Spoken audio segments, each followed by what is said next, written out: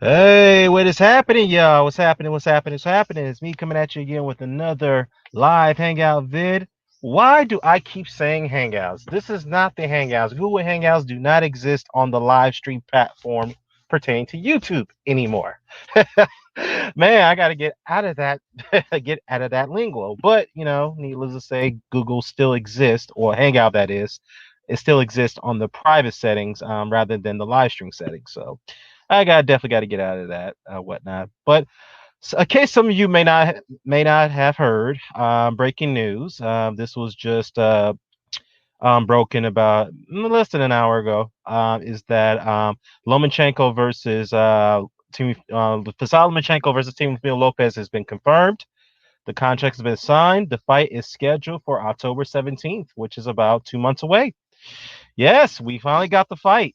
We finally got it. Teofimo Lopez got what he wanted, and I'm gonna go ahead and share you guys some of the details that I was able to obtain from this. This was breaking by ESPN Steve Kim, which everybody loves to hate, which is all good because Steve Kim be saying some outrageous shit sometimes, but it is what it is. He's more opinionated than he would provide some of the facts, but it is what it is. So, according to Kim, the deal has been signed, sealed, delivered, has been reached. The fight is targeted for October 17th, according to sources to the situation. So, according to this, the reason why the fights got made because Lomachenko, which we do have to give him credit for, is that Lomachenko was willing to go ahead and take a pay cut in order to get the fight done. So apparently, based off this initial reporting, that's certainly the case. And Teofimo Lopez, I guess we have to say, did the right thing in his own right to hold out until he got what he wanted, and he got what he wanted, and Lomachenko obliged. So hey, there it is. Sometimes and this is why I say it best, sometimes you can't always hold on to your principles when you're the A side. Okay, sometimes when you're the A side, if you want to get things done, you got to make some sacrifices, and that's exactly what Vasyl Lomachenko did. So he did that. You got to applaud him for that. He got the fight done, and he gave Teofimo Lopez what he wanted. He gave him an offer increase in the pay by taking a pay decrease in his purse, and gave that to Lopez, and we got the fight done. So all you out there who was bitching and complaining about Teofimo Lopez being a bitch and acting like a diva about the situation, yeah, you guys have every right to criticize him for that. But hey, power to Lomachenko. You got to give him respect. He actually did. He got the fight done. He offered his pay reduction. I have to repeat myself, and gave that reduction of the purse over to Lopez to get it made. So let's break it down and see who will win this fight. Truly, this is actually a 50-50 fight, but I do favor Lopez to be the victor here. And the reason why I say that is because yes, Lomachenko is more experienced. He's a decorated amateur. He's arguably one of the greatest amateurs of all time. He's only suffered one defeat in those ranks. He has one defeat as a pro, which a lot of Lomachenko fans tend to want people to forget or want to erase from the record books. And that was against Orlando Salido. It is what it is. But needless to say, Lomachenko has moved up within the weights at a rapid, short pace. Within 15 pro fights, he's a what's it, four-weight world champion? Yeah, he's a four-weight world champion. He's actually no, he's not a four-weight champion. He's a three-weight world champion. My bad, my bad. I'm getting ahead of myself. He's a three-weight world champion within 15 pro fights. He's beaten a wealth of world champions in a short time span. Some argue the way he did it, politically. Yes, I get that. That is warrant criticisms the way he offered these if you beat me stipulations into these contracts, which force fighters to sit out for a whole year until they agreed, like Nicholas Walters and of course Guillermo Rigondeaux. Guillermo Rigondeaux was in part of reason he is partly responsible why that fight didn't get made the first time around, which he had the catch weight clause that Lomachenko was willing to accept at that point at featherweight, but it just didn't happen. So it is what it is. Um, and then he was forced to go up 2 weight classes to fight Lomachenko, which was definitely not his weight class. He was a little bit more slower. He wasn't mobile. All that extra weight just proved to be detrimental towards bringing down. But it is what it is. Now, Lomachenko, moving up to lightweight, hasn't looked all that spectacular. Yes, he's got the stoppage over Jorge Linares, a guy who who had to put on a string of wins, captured the WBA lightweight title, then captured the WBC title, and then he vacated because he didn't want to face who was the mandatory challenger for that title? Was it Dejan Latika? I can't even pronounce his last name. But Mikey Garcia ended up fighting that guy, then ended up picking up the belt. And then he had got the ring belt, as I mentioned, by beating Anthony Crawler, which a lot of people would criticize that fight because the Ring Magazine belt should not have been put on the line for that particular fight. Given that Crawler was not even rated number 2 by the Ring Magazine, and he was rated number 5 as a lightweight, and then Linares was ranked number 2, I believe, at the time when they fought. But it is what it is, and he's been knocked out by low tier opposition. And other than Antonio DeMarco, who was way past it, given the fact that he's been in wars with the likes of Edwin Valero, he knocked out on Linares, and then Sergio Thompson. Then you had Abner. Then you had who's the other guy before Abner Cota when Linares went up to 140. But it is what it is. But needless to say, though, um, Lomachenko struggled against Linares. Struggled. He even got put down in that fight. So it was a close fight before the fight, before he stopped him. But it is what it is. And then he had a fight with Jose Pedraza. He struggled in that fight. Didn't look all that spectacular, even though he did win it. No question about it. The Tank Davis handled Pedraza a lot better than Lomachenko did. I have to go ahead and point that out. Then you have and the Luke Campbell fight, which many people felt that Luke Campbell didn't stand a shot, didn't have no chance of hell beating Lomachenko, but he gave Lomachenko a very tough fight as well. So, look, my point is that Lomachenko is not expected to struggle against these mid-tier, let's say mid-tier at best, mid-tier lightweights. He's not expected to do that. So after that Campbell performance, he was mandated to fight Devin Haney, and then next thing you know, he vacated the WBC belt. He didn't want to face Haney. let's call for what it is. A duck is a duck, guys. I mean, Lomachenko fans, I know you guys don't want to hear that, but that's a fact. He ducked the fight. But it is what it is. You know what I mean? Anyhow, my point is that he has struggled at lightweight, and then Lopez has looked very good. Yes, you can argue the level of opposition is not quite there. Lopez beat Comey, knocked him out in spectacular fashion. We didn't expect that to happen. We thought that Comey was going to give Timofimo a very, very, very tough fight. Some people thought that Timofimo was not really ready to take on Richard Comey, but he handled him in 3 rounds. Put him out, got him out of there. So hats off to Timofimo Lopez for the picking up the IBF belt, which is on the line. So we have the WBA, we have the Ring Magazine, we have the which one? The WBO, and then we have the IBF titles on the line. The WBC is not on the line because Lomachenko vacated the belt, which I pissed off at him for, because if he didn't vacate the belt, we would have an undisputed lightweight championship on the line. So, oh man, politics and boxing. You get my drift. So, anyways, I'm picking. I'm gonna favor Team Lopez to win the fight. I'm gonna win it. I'm gonna favor him to win it, not by stoppage, but more of a decision. I think he's gonna win the fight. Lomachenko. I think 135. Maybe it's kind of getting a little too much for him. Maybe. Because the reason why I say this too, because even his management team has alluded to the fact that they may even drop down to 130 because the way they've seen Loma perform at 135, not saying he's performed poorly, it's just that he hasn't looked all that great like he did at 126 and at 130. So, yeah, we'll see. We'll see. If Lomachenko can pull this off, we got to give him all the respect in the world, all the credit and all the accolades you need. Now, does that move him up on the pound for pound list past Canelo Alvarez?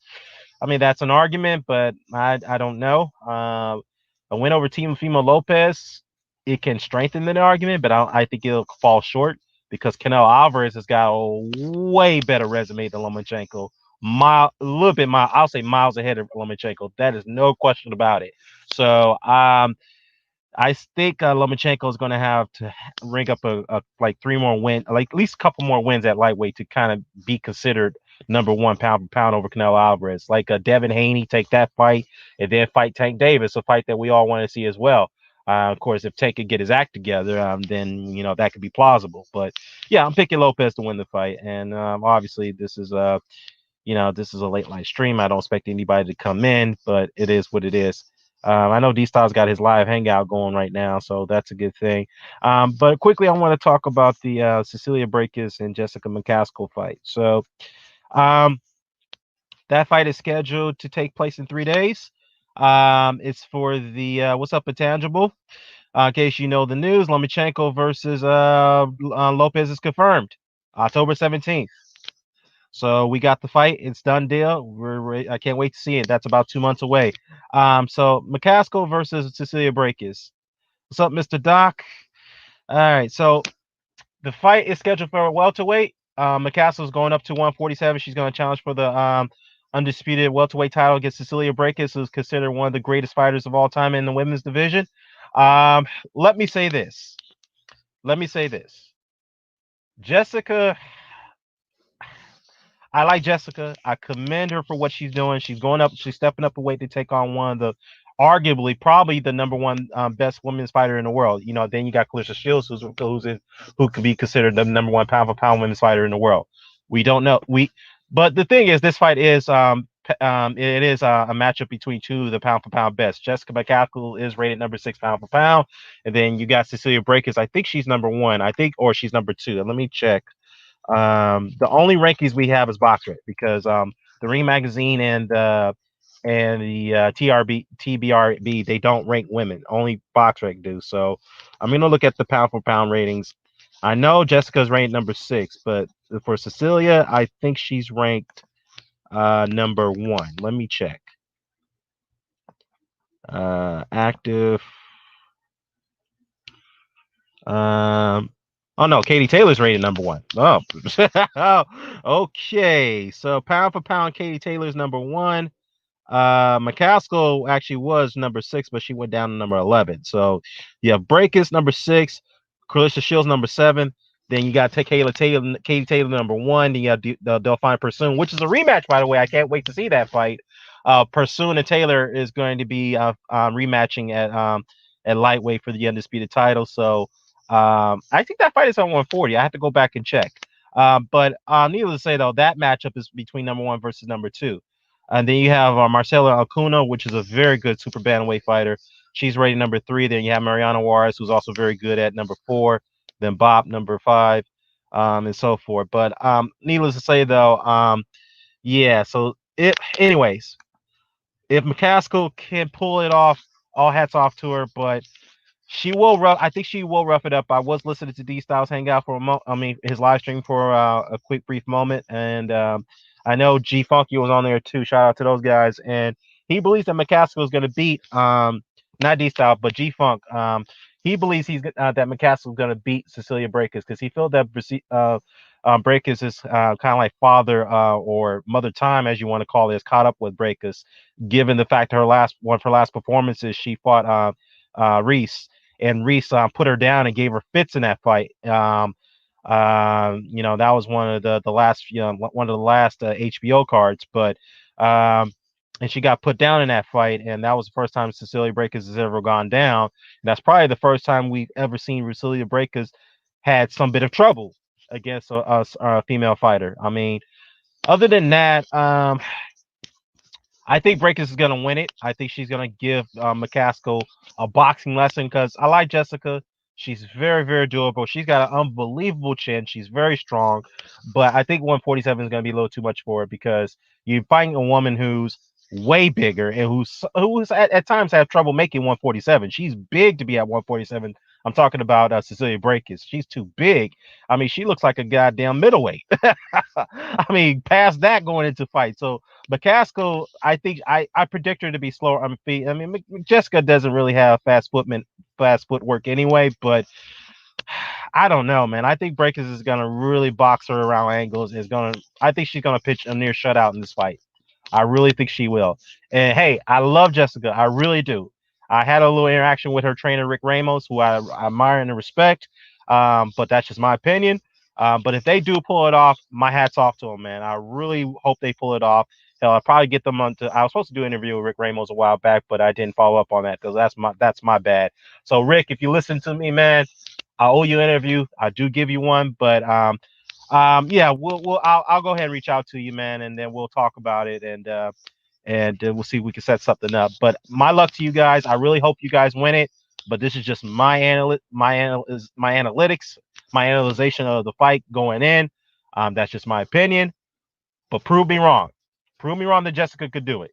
I just think Cecilia would be a little too much for her. That's just my take on it. Let me look at the comments in the chat. So Mr. Doc says that, hey, Kome KO was good, but it also make people forget that, including myself, that how much trouble Lopez had with Masayoshi Nakatani. Great fight nonetheless. Yeah, he did. I will say that. He did have trouble with that guy. Um, no excuses. Timofimo Lopez wasn't really focused. Maybe, it also goes to the fact that he probably didn't he didn't properly train for that fight because he took his opponent too lightly, because he looked at him as a subpar opponent, just more of a, a step, more of a experience level fight, as you want to call it. And it's just a lesson to you. You got to take every fight seriously, even if you're moving up in the ranks, regardless. So you just you can't always overlook your opponents. So I guess that's a lesson for him to learn. And I guess I don't expect him to really overlook Lomachenko. Trust me, I think Team Fimo is hungry. I think he's more hungry in this fight than Lomachenko. I'm not saying Lomachenko's not hungry. I'm saying that I think he's got more will. I think he's got more passion to win this fight. And I do expect him to beat Lomachenko. It is 50-50, but I slightly favor him to win the fight. So that's the thing. So let's see here. What's up, Terrence? The Texan, I'm good. Tangible says that Lopez is troubled by feints, which is why I favor Lomachenko.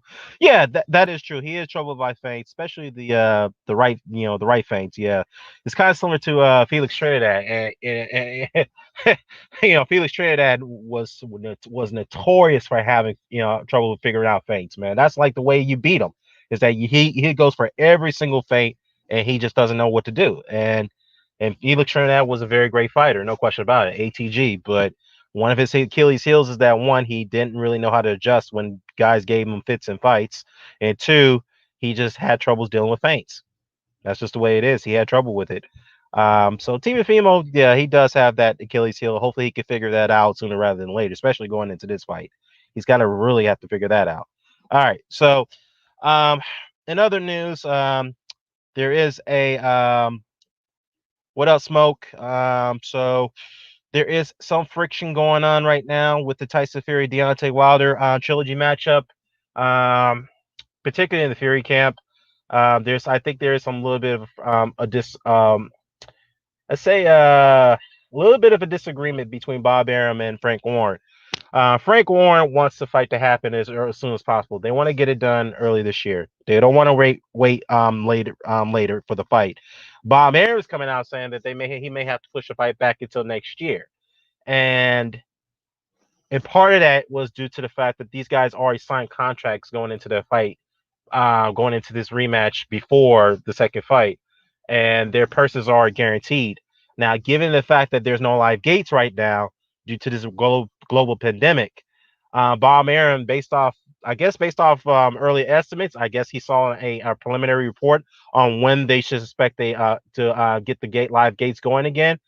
I think someone may have presented him some information that the live gate may not happen in October, as they are planning to have the fight done is at the new Raiders Stadium in Las Vegas.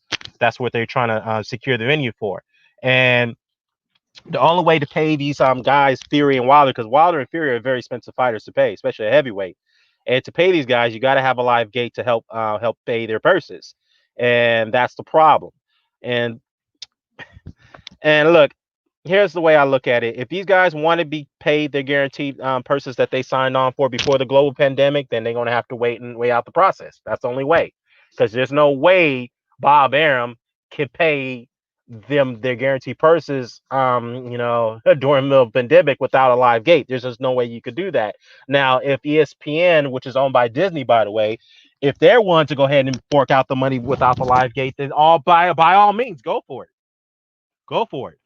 But I don't see them going to make that sacrifice at this point, even though I think they're contributing to that purse. But I don't think they're going to want to afford to take that loss right now. But it is what it is.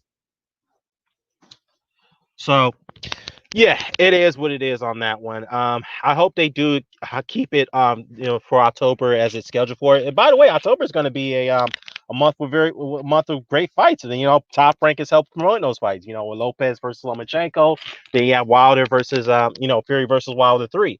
Now, training camp, Deontay Wilder has become training camp as we speak. He's being quiet about it, which is the right thing to do. He's not that vocal on social media like he was before his loss. So he's being more quiet. He's focusing on his rights, on his wrongs, and then he was going to correct those wrongs in the rematch. Now, I don't expect him to win it, but I expect him to do better, like he did in the do better than he did in the rematch, obviously.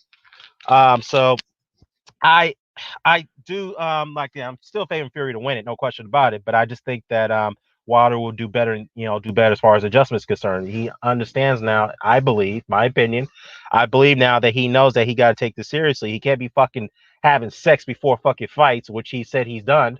And come on, man, you got to cut that shit out, and you got to have a proper diet. I don't give a damn if you don't have to make weight a heavyweight. You still got to have a proper diet going into to championship fights, man. Plain and simple. And listen to your trainer for God's sakes, man. Don't go in there and expect to get away with with the long range. Be patient. I'm gonna land my shot when it comes. Nah, man, you gotta. When it comes to Tyson Fury, you got to fucking let your hands go. That's exactly what he expected you to do in the second fight. Is for you to be too patient and not. And what Fury did, he neutralized you before you could even get your shots off, and he knew that you didn't have any adjustment for it. That's the problem. Okay, you got to go in there. You got to beat Fury down. You got to slow him down. Focus on that body. Focus on it more often than the headshots. That will come later. Okay. Yes, I don't expect you to get Fury out of there early with the body shots, but you hit him with the body shots frequently, it will slow him down because he's very soft down there. Believe it or not, he is. So yeah, let me go back to the chat here. Smoke says the Steve Kim is not the guy to announce the fight. Yeah, I know. I mean, I'm not saying he broke the news, but he did report it. So that's one of the things he did report. So Joe Intangible says that Joe Louis was one of the greatest punchers of all time. And he was shot versus Ezra Charles, but Charles' off rhythm back foot game to his left was absolutely deciding factor of the fight. Yeah, I agree. And I just rewatched that fight 2 days ago. um, believe it or not, Joe Louis was favored to win that fight, even though he was coming off a long, long layoff. And Ezra Charles is a natural middleweight, going up to heavyweight and fighting a very big puncher, Joe Louis, at the time. And no one gave Ezra Charles much of a chance to win that fight. And Ezra, and Mr. Doc can attest to this, one of my favorite fights, probably the favorite fighter of all time in my book, the Cincinnati Cobra, which he doesn't really get the recognition that he deserved. He went in that fight an underdog and took the crown off of Joe Louis and a fight that no one expected him to do so. And no one talks about that as often that it should be talked about. And that pisses me off to this day that you got guys like Sugar Ray Leonard, and no disrespect to Sugar Ray Leonard. Sugar Ray Leonard is an all-time great. He is an ATG. But I had this debate with, I don't even know if he's still around anymore, Shady Slim. He had always ran around talking about how Sugar Ray Leonard is the greatest fighter of all time. And like, well, okay, then if you're gonna make that case, then tell me about Ezra Charles. Why isn't Ezra Charles not rated above Leonard? And he's like, well, who's the hell is it, Charles? So like, okay, there you go. Exactly. And I think at the time he was challenged on who did Ezra Charles beat? What was his greatest win? He couldn't even answer that question. So I mean, seriously, it goes to my point. Ezra Charles has far more. Not just the Joe Louis win. He has wins over Charlie Burley. Fought him at 18 years old. One of the most feared fighters at that time, the Black Murderers Row, Charlie Burley. He beat him twice. He was 18 years old and beat that guy. Okay. Then he has, I can go on and on. Jimmy Bivens, you have Jersey Joe Wolcott, Gus Lalanovich. I mean, on and on and on. This guy, Ezra Charles' resume is just unbelievably good. I think one of the best resumes, if not top five, maybe top two, top three best resumes of all time, in my view. That's just my opinion. So, yeah, that's just my take on it. But anyways, Smoke says that Bob Cam, he just can't, he just won't. Bob can, but he just won't. So are you saying that Bob Arum could postpone the fight, but he just can't do it? Is that what you're referring to, Smoke? Well, let's just put it this way. I mean, this fight was supposed to happen a month ago. I mean, obviously this was due to the pandemic, everything got locked down. So I think Wilder needed some more time to prepare because I didn't think he'll be ready in July. I just really did think he was because after that beat down he took, Yes, it was 5 months down the road for the rematch, but I don't think he was really ready. But I think given the delays, he'll be more prepared. He'll be more focused. He'll cut off all those bad habits that he had normally had going into fights. I think he will do better, but I don't think he's gonna win it. So yeah. What up, unbiased? He said, "Hey Dan, who you got in the fight?" Excuse me. I got Lomachenko. I'm not Lomachenko. I'm sorry. I got Lopez. I'm a slightly favor Lopez to win the fight. And as I'm gonna go ahead and repeat myself, why I say this is because few factors here, a few variables. Lopez is the much younger, he's the much hungrier fighter, and he's a much bigger fighter. Okay, he's fast, he's quick, he's got unbelievable combination punching. He fights in awkward angles, but more in a technical standpoint. He's not a Ricardo Moyega type of fighter where he fights in weird angles, but he's very unorthodox and in very lacks technicality. But Lomachenko, on the other hand, is more experienced. He's been in there with all those. He's fought in and beaten many and various styles. He's moved up within the weights. I get all that. But the fact is that Lomachenko has not looked very good at 135. This is not hate. I don't want Lomachenko fanatics coming at me and barrage, and has harassed me with these comments. Okay, this is all fact. He has not looked good at 135. He got put down by Linares, a fight that many people expect him to blow past Linares. Didn't do that. Yes, he stopped him, but he got put down in that fight. And some argue that Linares was beating him before the stoppage. Okay, not stripping away credit from Lomachenko. That's the way it is. It is what it is. He did look that great against Pedraza, a fighter that Tank Davis did a much better job against. In fact, stopped him. I didn't really didn't give Pedraza one round in that fight against Tank, to be honest with you. But it is what it is. Okay. Then Luke Campbell, a fighter that people felt was a little bit of a novice going in against Lomachenko. Yes, he was in there against Linares. He gave him a tough fight. But, many people say, okay, Jorge Linares is not about Lomachenko. Come on. Luke Campbell doesn't have a chance. I even said that Luke Campbell didn't have a chance against Lomachenko. But guess what? Luke gave that guy a very difficult fight. Very difficult fight. So again, after that fight, he was mandated to fight freaking Devin Haney, and he did. He dropped the title. What is that all about? Fact. Okay, he drops the title, and then his management team comes out and say that, well, we're thinking about going back down to 130.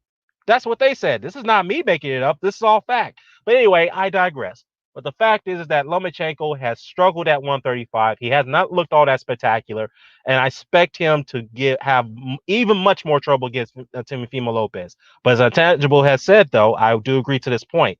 One of the Achilles heels about Teofimo Lopez is that he does not read feints very well. He struggled with feints, very similar to how Felix Trinidad struggled with feints. So I think that gives Lomachenko a bit of an edge. But my problem is that he is facing a much bigger man in Teofimo Lopez. He's very quick on his feet, and Teofimo is very good with his timing. He can judge distance very well, and he can give you awkward angles just like Lomachenko does. And Teofimo Lopez is just athletic as Lomachenko. So I this right here, look, maybe Lomachenko has bitten off more than he can chew. I'm just being honest. Maybe he has, but maybe he has not had. But I will tell you this: if he does beat Teofimo Lopez, he gets all the credit in the world. All the credit in the world from me. Okay? Fact. That's just, I'm gonna say to my word, okay? Yeah, what's up, unbiased? He said, yeah, Dan, we said the same shit. I said that word for word. Hey man, I didn't even listen to your video on it, but yeah, that's just my thoughts. So we got the fight October 17th. Go ahead and mark it on your calendar, guys, because I definitely can't wait for it. That's about 2 months away. So yeah, I'm definitely gonna favor Lopez slightly to win the fight. I think he's much more hungrier, and I think he's much more he's got more of the will than Lomachenko. I'm not saying Lomachenko doesn't have the will, but he just does not look great at 135. I think that weight class is a little too much for him right now. And yeah, you should not be. You're not expected to be struggling against mid-tier lightweights like a Pedraza, like a Jorge Linares, like a Luke Campbell, who's kind of like somewhat low mid-tier, you know. And no disrespect to Luke, he's a good fighter, he's a good amateur, but he hasn't really proven. He's not quite proven yet at and on the professional levels yet. He can hang, but he's not quite proven yet. So yes. That's just my honest take on it. To be honest with you, my take. All right. So as far as what else is going on here? Yeah, it's not too much going on over here, but yeah, let me just go ahead and get some guys in here. We'll chop it up a little bit, so that way we get some opinions on who we think is going to win this fight between Lomachenko and Timofimo Lopez. All right, copy here. Get y'all little knuckleheads up in here. All right, let's see. Let's see. Oh, my bad. Okay, I gotta go over here to Google. Go to Hangouts here. All right.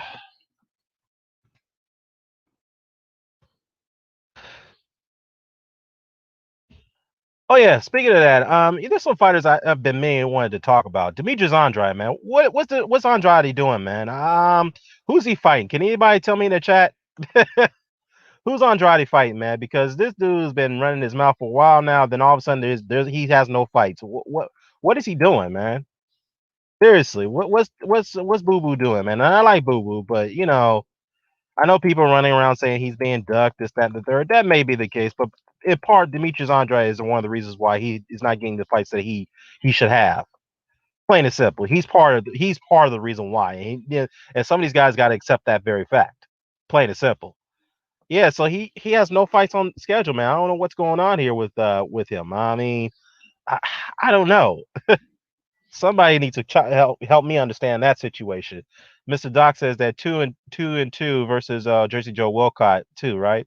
Yeah, you talking about Ezra Charles? Yeah, I think he's 2 for 2. I thought he was 3 for 2. I mean 3 for 5, I should say. 3-2. But I mean I have to go back and check the record books and see. I know they did have a fourth fight, but I don't know if they had a fifth fight. I could be wrong. I don't think they did. So yeah. Let me get the guys in here. Get EJ's punk ass in here. Oh man, Paulie, jump in, y'all. Jump in, people. All right, let's see what we got here.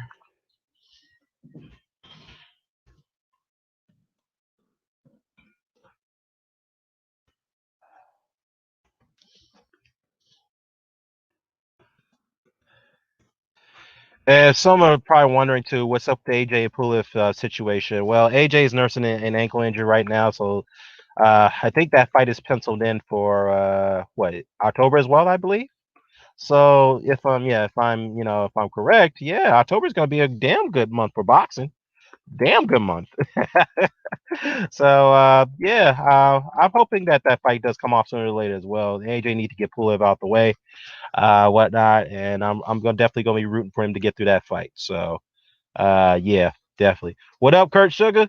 Salute, man. Long time no here. Long time no here. Hey, Kurt, man, I need to get your opinion on this. What do you think about the Mike Tyson and the Roy Jones fight, which has been pushed back to November, by the way? So what do you think about that fight?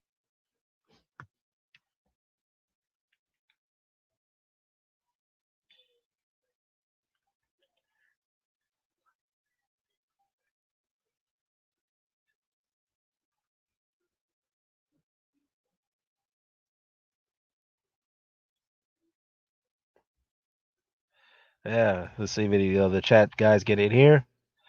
But anyways, go back to what's going on right now.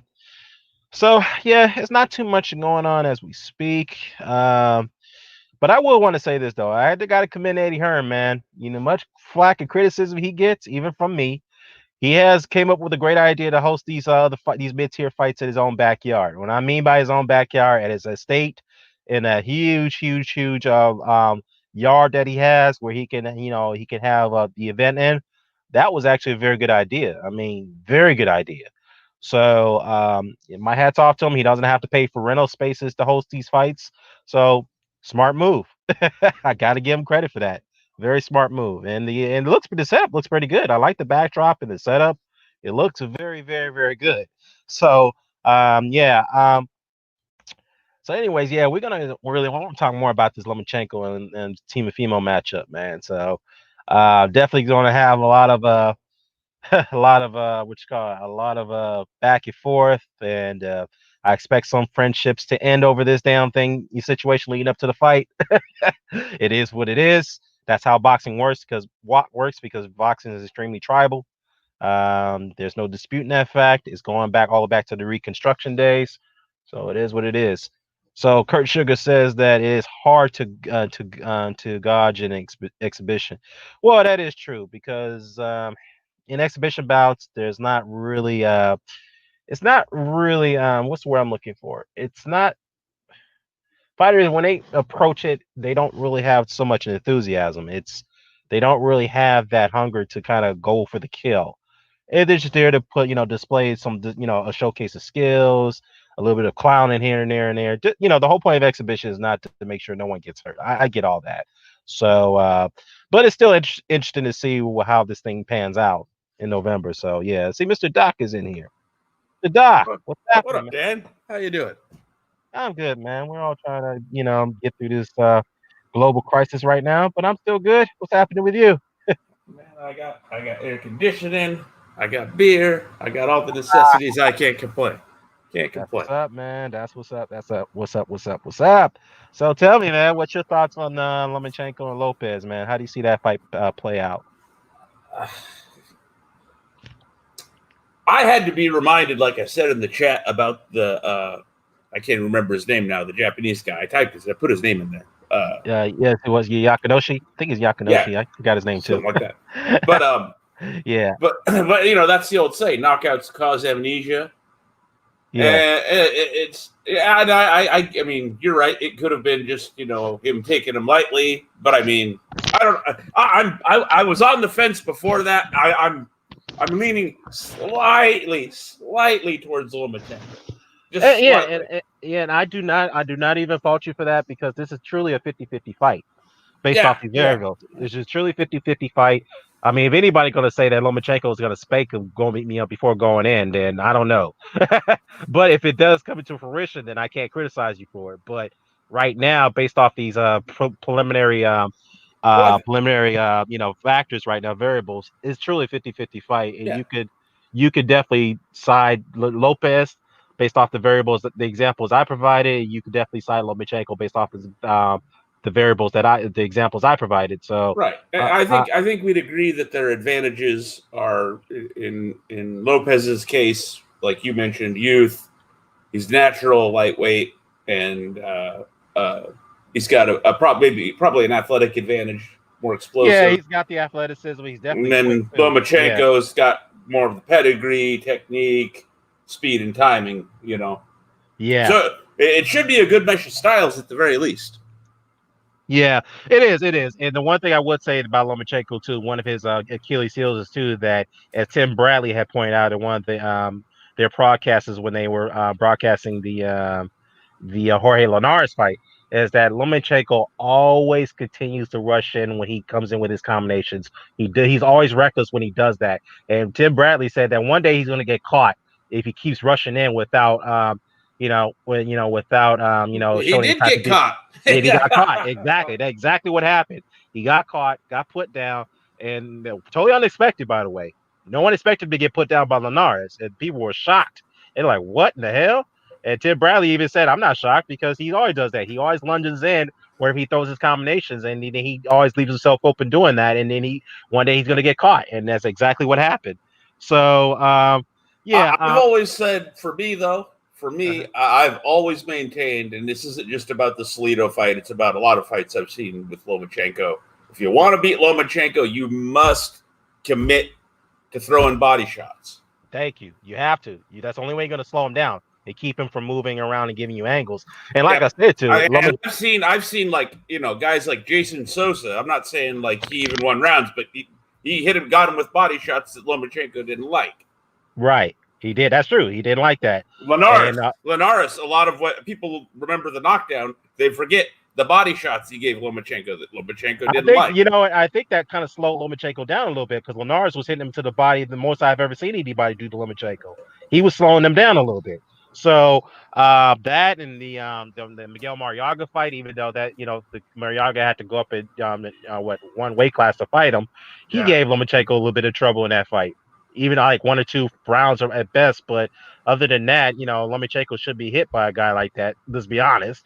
But other than that, yeah, it's truly a 50-50 fight. But I'm going to favor Lopez, and yeah, you're going to favor Lomachenko slightly. So yeah, I can't wait for it. It's 2 months down the Hey. road. Now, Dan, But you can attest to this.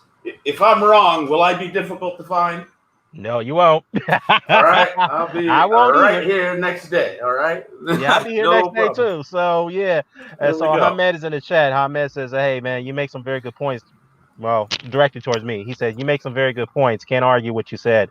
Yeah, yeah. I mean, look, you can't argue with you would it. Yeah, I really appreciate that, Hamed. But let's be honest though, there's gonna be a lot of Lomachenko diehards who are not gonna appreciate what I had to say or maybe what Doc had to say. And I'm just being honest because How dare I not say that Lomachenko is going to blow him out and it's one-sided, right? that's what they want me to say. It. I'm not gonna be. That's just not me. And you know me for a pretty long Yeah. while now. I'm not gonna sit here and give you false hope on how this fight's gonna turn out, on how how this is gonna play out. I mean, boxing does come with full surprises. So if Lomachenko does smoke him, I'll be surprised because it's something I didn't expect. But I'm not gonna sit here and say that Lomachenko, that Lopez doesn't have a chance in the world. But the fact is that not Lomachenko. Lopez doesn't have a chance in the world. I mean, some people kind of said that about when he fought Richard Comey. People thought he wasn't ready for that fight. And Teofimo Lopez. Some people he went that fight a little too early, and then what did he do to Right. to Comey? And that right there is kind of in fact, it was me and EJ, and I think it might have been Mark or somebody. We were on EJ's hangout just like the other day. Yeah. And we were talking about this fight, and yeah, it's pretty much like what we're saying.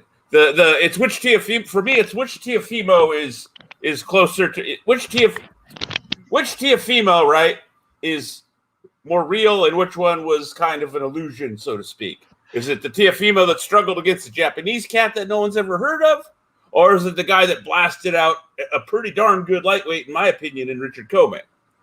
Well, I expect the one who blasted out Comey. I expect the one who got rid of and handled Diego Magdaleno.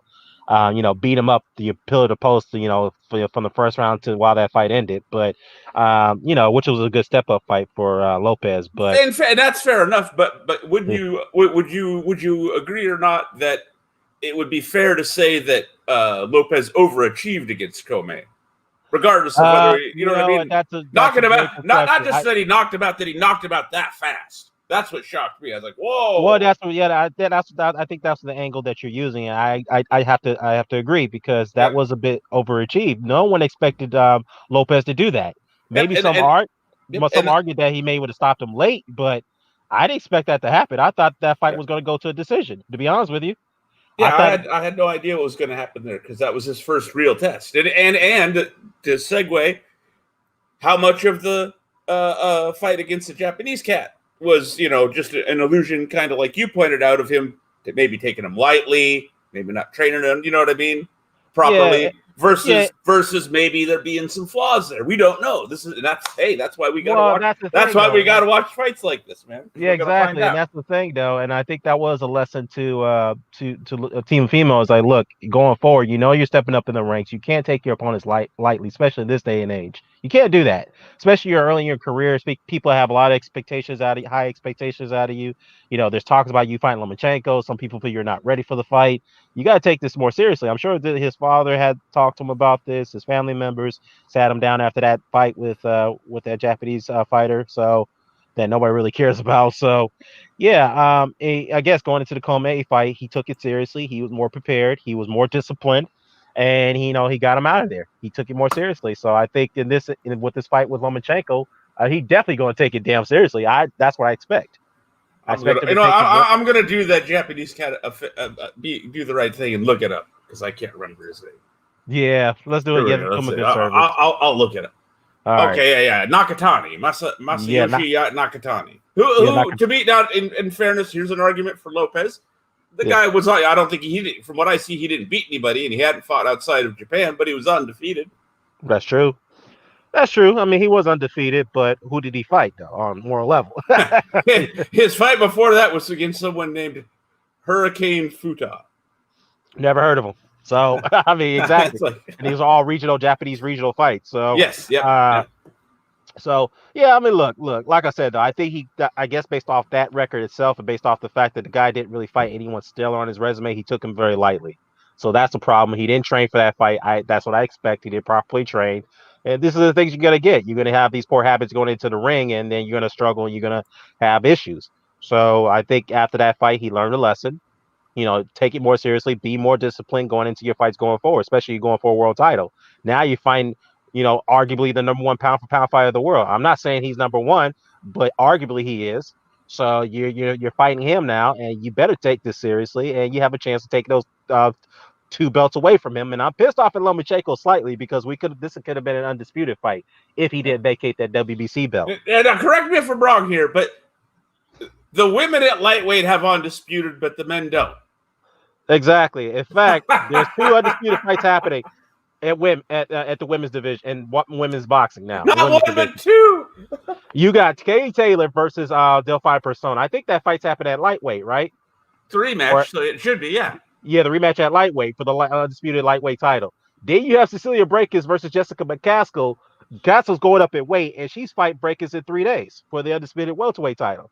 And those are damn good fights right there. And like I said, though, I like Jessica, but I don't expect her. I think Breakus is going to be to give her a boxing lesson. They're good fights on paper, but I think Dan, am I just being like, is my brain just in too cynical of a mode with everything going on in the world, or I can't think of a current reigning men's undisputed champion. Can you? There's not one right now that would have been an Alexander Usyk, but he vacated those belts. That was okay. That's so we don't have one right now. The women have two. Yeah, we don't have one right now. And I'm not one to knock women's boxing, by the way. The Pursuit Taylor fight, for example, fantastic. Right. But come on, that's a bad look, guys. It is a bad look. I mean, you got Clarissa Shields, who's the undisputed champion at middleweight. So come on, man. You got her. Three. You got three of them. The women's division are undisputed. You got Taylor, you got Shields, you got Breakus. I mean, what in the fuck is going on here, man? Step your game up, guys. Step your game up. I know they're gonna say, well, the women don't have a big pool of fighters. I was like, well, that's not an excuse. The reason why those women fight each other because they don't argue over persons. They do to an extent, but they don't hold out as much as you guys do, and they don't have the luxury. Fights, yeah, exactly. The fights necessary for undisputed still have to get made. They managed to get it done. You guys don't. I don't care. And I've been consistent about this, Dan. You can attest. For years now, I don't care why. I'm not a fucking business analyst. All right. Yeah. Any of that. I don't care. Make it happen if you want my fucking pay-per-view money. Oh especially if you want American pay-per-view money out of my pocket. All right. I hear you. Amen to that, man. Step it up. Step it up indeed. I hear you on that one. Speaking of pay-per-view, I'm sure you heard about this. I'm not sure if you talked about this in another live stream, but the Zone. We all know they're having financial challenges right now, and one of those things that's been talked about, which I did expect would happen. Eventually, it will. Surely, it will. I think it's coming. Is that pay-per-view a platform will be introduced on the Zone in the near future? So, what are your thoughts on that? Depends on the price point. Like before, they were talking about it long before the pandemic. That is true. That is true. They were talking about that. And I mean, look, if they make me pay, $20 fucking, hey, guess what? I ain't mad at that as long as it's like a really good card. I ain't mad at that because that's still 1/4 of if not 1/5 of what they try to charge us over here. Well, yeah, and here's the thing I was going to say, though. Here's what I was suggesting as a business model. This is something they should have rolled out before they launched here in the States or anywhere else, as far as boxing is concerned. I would say have said this at best. You cannot kill the pay-per-view model. That's not going to happen. That's not going to happen, okay? What you can do is this. If you have people who want to subscribe to your services, yes, let's say for subscribers, they only pay a certain flat fee for a pay-per-view fight for a premium price for a fight. Let's say Canelo versus let's say Golovkin versus Pacquiao, if that fight ever got made. That's on the Zone, right? You got to pay a price for that one because the person's going to be fucking at oranges and subscription basis. It's subscription basis. Subscription prices is not going to pay for those fighting purses. That's not going to happen. It's not going to recoup your return of investment on that. On Now, see, subscription based that's an revenue. example of one. That's an example of one where if they tried to charge me $80 for it, I'm saying, fuck you. No, what I'm saying is, but for $20, yeah, okay. There's gonna be, because I mean, it's good. There's gonna be all kinds of catch weight and rehydration fuckery going on. Oh yeah, and Pacquiao had came out and he came out recently. He did say this too. He said, "Yeah, that fight would happen, but there are going to be some stipulations." That's just gonna be 155. Well, Pacquiao mentioned 154, but he said that maybe 155 at best. Well, Golovkin will kill himself to make that weight. He will kill himself to do it. Oh, for the money, yeah. He will kill himself to do it. Because that's where Golovkin's at right now. Is he's cashing himself out the way I see. Yeah, he is. And for a fight like that, for like you for example, you're paid subscriber to the Zone. Yeah. So what you do is just go ahead and pay. Let's say you're paying. I'm not sure you're paying a yearly subscription or you're paying the monthly. Yearly. I got the. If you have the yearly, then you just pay maybe, let's say $20 for the fight. And then if you're paying a monthly subscription, then for the premium part, you pay $30.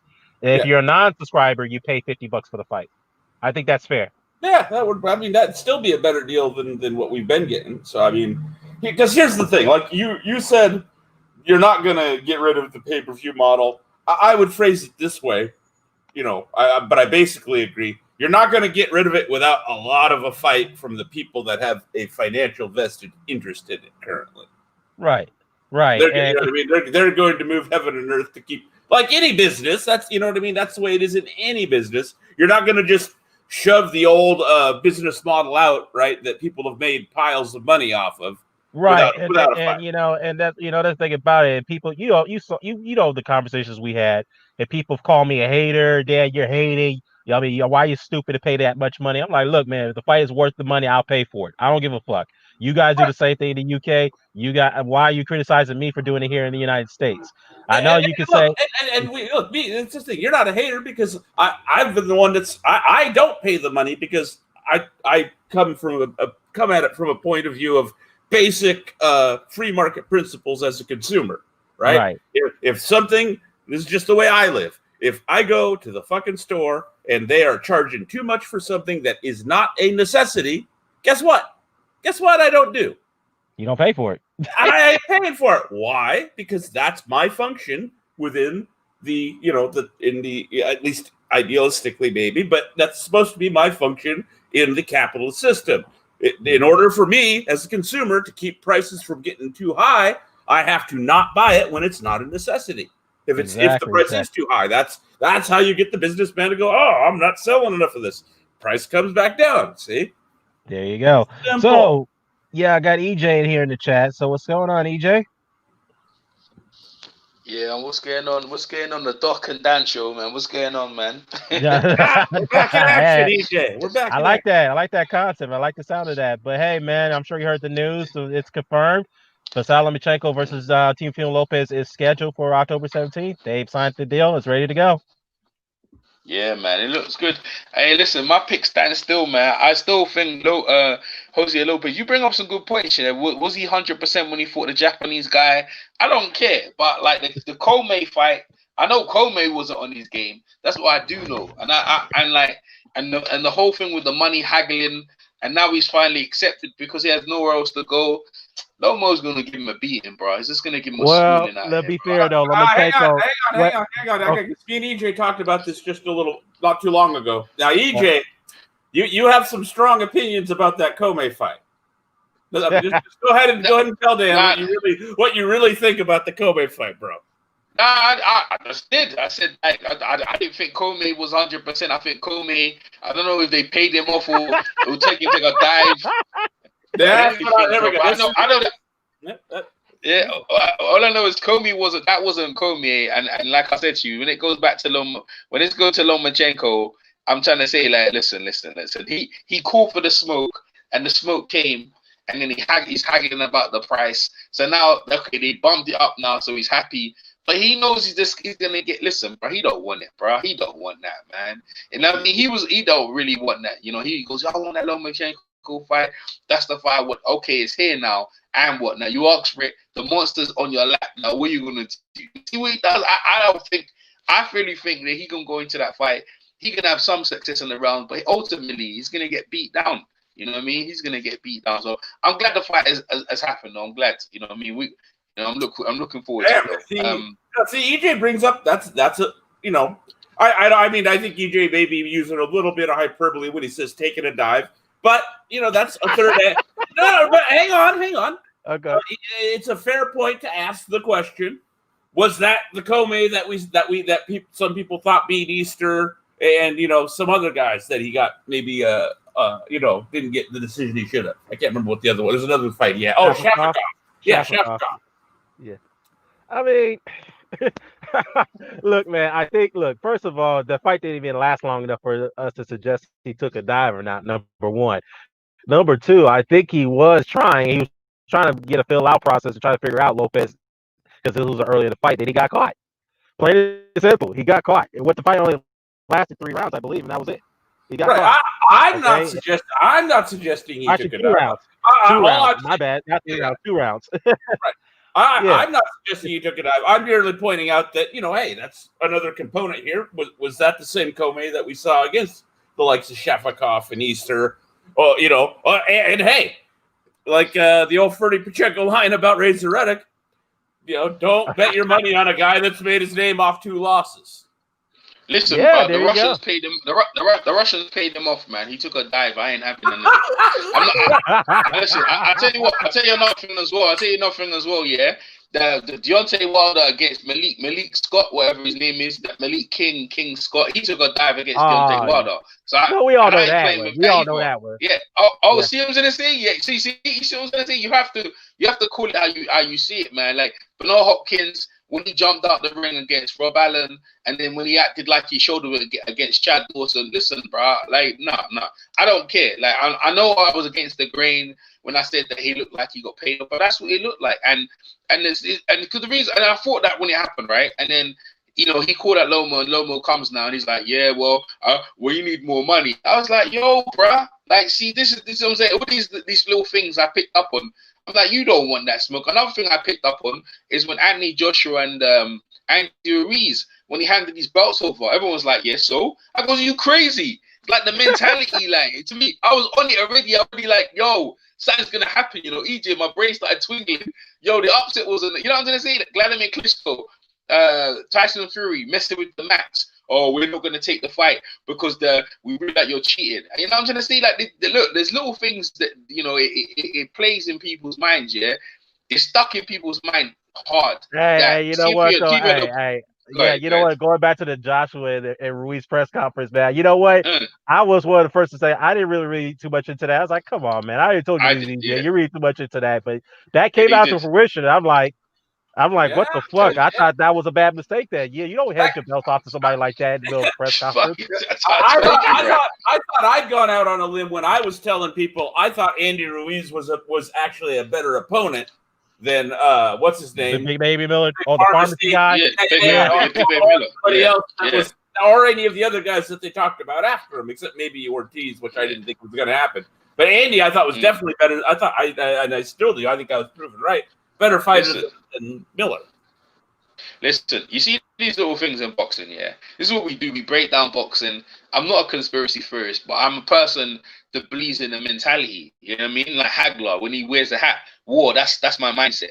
That's the mindset of a fighter going in. Nothing's going to deter me. I got tunnel vision. I'm completely focused. When they go off that, I get worried. When you hand your belts over to another man, when you let another man, and you're the world champion, Vladimir Klitschko, you let another man tell you the guy's not going to fight you because of the mats. And then Deontay Wilder going into the fight, he's wearing his Superman costume, coming down the ring. You know what I'm trying to say to you, bro? Your attention has gone other places. Like you have to bear in mind, yeah, these things, yeah, as we break down fights, yeah, because we do this regularly for our subscribers. Yeah. Well, remember, you know what Hagler called it when he went into training camp? He called it putting himself in jail.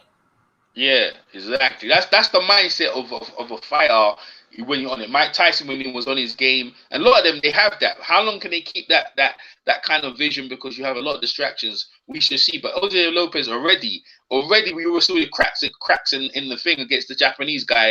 He was like, yo, who's this? We still don't even know who that Japanese guy is. What's he done since? But we know he gave you a hard trouble, and you're trying to say that Japanese guy is better than Cormier? Like, nah, bro. Like, something's going on. Cormier wasn't on his game, and he got blown out. And I don't know. And Cormier never really did anything at that point, right? At the same time, you're going into the biggest fight of your career against a guy who's on form, who's been multiple weights and moving up. How the heck you gonna beat him? Like, what gives you confidence? What gives you confidence? I'm talking about Lopez. What gives you confidence beat him? In all fairness, though, Lomachenko has not looked good at lightweight. Yes, he's got the wins, but he has not looked that great either. Even his management team before the fight was made, we're talking about going back down to 130 because they've seen the way he looked at 135. He's not supposed to be struggling against mid-tier or low mid-tier opposition like Luke Campbell. He's not supposed to, man. I'm just being honest. He's not supposed to struggle against Luke Campbell. He's not supposed to be strong against Jose Pedraza, who by the way, took care of a lot better than Lomachenko did. Knocked him out, by the way. Lomachenko didn't even come close to knocking him out. And you struggle against Linares, who's been knocked out against lower-tier opposition. He got put down in that fight. So I'm just saying, I hear what you're saying, but what weight did he start at? Like, and you gotta remember he's short, so he's gonna have troubles. Like even with all the skills, they try. Don't let people fool you when they say he's pound for pound the best fighter. He's not. He is. Okay. He's pound for pound, but he's not the most defensive fighter. The guy gets hit and he's bleeding in every fight. But yeah, people are gonna tell me he's the most defensive. He's got good offense, but his defense is not good, and he's going up weights. Yeah, I agree against with that. Guys, I guess disadvantage. He's disadvantaged a lot. Every time he fights out there, he's disadvantaged. He's always got his arms are shorter. He's short himself. He's disadvantaged, so he gets touched up. But that's why no one, you have right to criticize him, rightly so. But understanding, he challenges himself. The Jose Lopez, against the Cormier fight.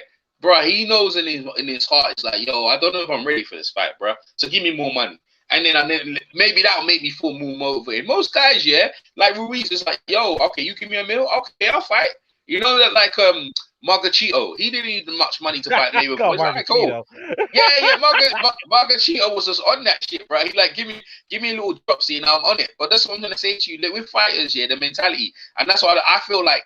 They were cultivating like the next Roberto Duran, and he was talking that shit, against that, and beautiful knockouts, some of the most devastating knockouts, but that's all comes to a head. You're fighting a guy who's on his game and first ballot Hall of Famer. Nessie was popping. You know what I mean? Can you be that guy to take over? I don't think so. Not now, anyway. And I don't think ever. I don't think he's got it, bro. That's the. I'll say this: you mentioned Roberto Duran. Roberto Duran, in my opinion, would never have pissed and moaned over $500,000 or $1 million here or there against Leonard. He would have just gotten more angry and taken it out on him in the ring. Right. Yeah. I mean, yeah. I mean, now, see, this could all backfire on Lopez in that way. Now, Lomachenko might be like, okay. Here, I gave you $1 million of my money. Now I'm going to beat it out of you. I'm going to beat that extra $1 million out of you. Well, pretty much. If you beat me, clauses again. If you beat me. Oh, I hated that. Oh, yeah. If I beat you, then. God, save me from that nonsense. Hey, if I beat you, I'm hoping Lomachenko didn't do this. Okay, I'm going to give you my personal reduction, but if I beat you, I'm taking that back. How about that? Hey, look, you're right. Hey, you guys are right. Look, he took so much smack about Lomachenko real hard, So Loma was like, yo, I had enough of this shit. I'm gonna deal with this kid right here, bro. Give him what he wants. I'm gonna deal with him. I'm gonna deal with him dirty. That's it, bro. Because I think that shook Loma. I think that shook, because if you look at the picture with him and Lomachenko, bro, and it's after his fight, bro, he doesn't look happy.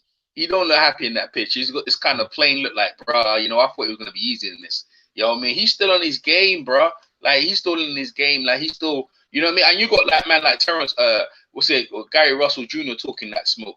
I like to see them two fight, Jose and Lopez and Gary Russell Jr. I'd be interested. But hey, I'm glad the fight's happening. I'm glad the fight happening. It'd be good for boxing. That's all I'm saying. Right. So, what's your take on the Wilder and Fury situation? So, it turns out there's some problems with the Fury camp, man. Again, man, I don't know what's going on there. You know, Bob and Foreign has some bit of a disagreements on when this fight should be held, and what know this, that, and the third. So, I'll give you the gist of the background. What's going on? As it's slated for October, the same month as Lomachenko and Lopez, and it's supposed to be a stadium fight in Las Vegas. Now, the problem is that Bob Arum came out recently and said that he may have to push a fight back into February of next year. Bob Arum and Tyson Fury, when they first heard of this, Bob Arum making a statement, they're not happy about that. They're pissed off. They're saying that, well, we want the fight, before the end of the year. No exceptions. We want to get this rematch out of the way. So it seems like they're at odds right now when this fight should be held. And I guess this is me being cynical and taking the side of Aaron in the situation, because I think the way he's looking at it is that, hey, look, you guys are guaranteed big purses based off the initial based off the initial agreement before the second fight came off. Okay, so for me to pay that, or for us to pay that purse, we got to have a live gate, and we can't do it without a live gate. So I think Aaron may have gotten some early estimates by someone. Someone may have sent him some internal data showing that, hey, look, we're not going to be ready by October, because it seems like we're not going to have a light gate by then, because it doesn't seem there's no signs of things slowing down as far as the pandemic's concerned. So that's probably why he's going by based off that particular fact. But that's just my theory on it. But what's your take on it? Do you think this fight should be pushed back until February next year? Or you think it should go ahead as scheduled?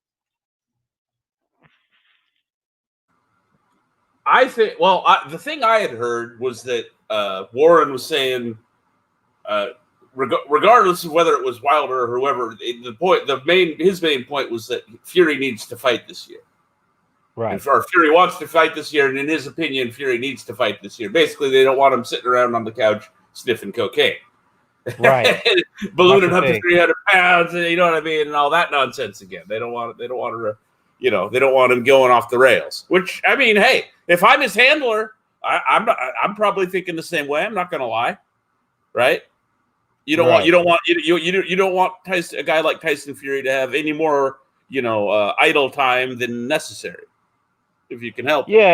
Yeah, because the thing about Tyson Fury is that boxing is pretty much his motivation and drilling that he gets, and if he's not fighting, and then he's being kept out of the ring for whatever the circumstances way beyond his control, he easily get into depression mode.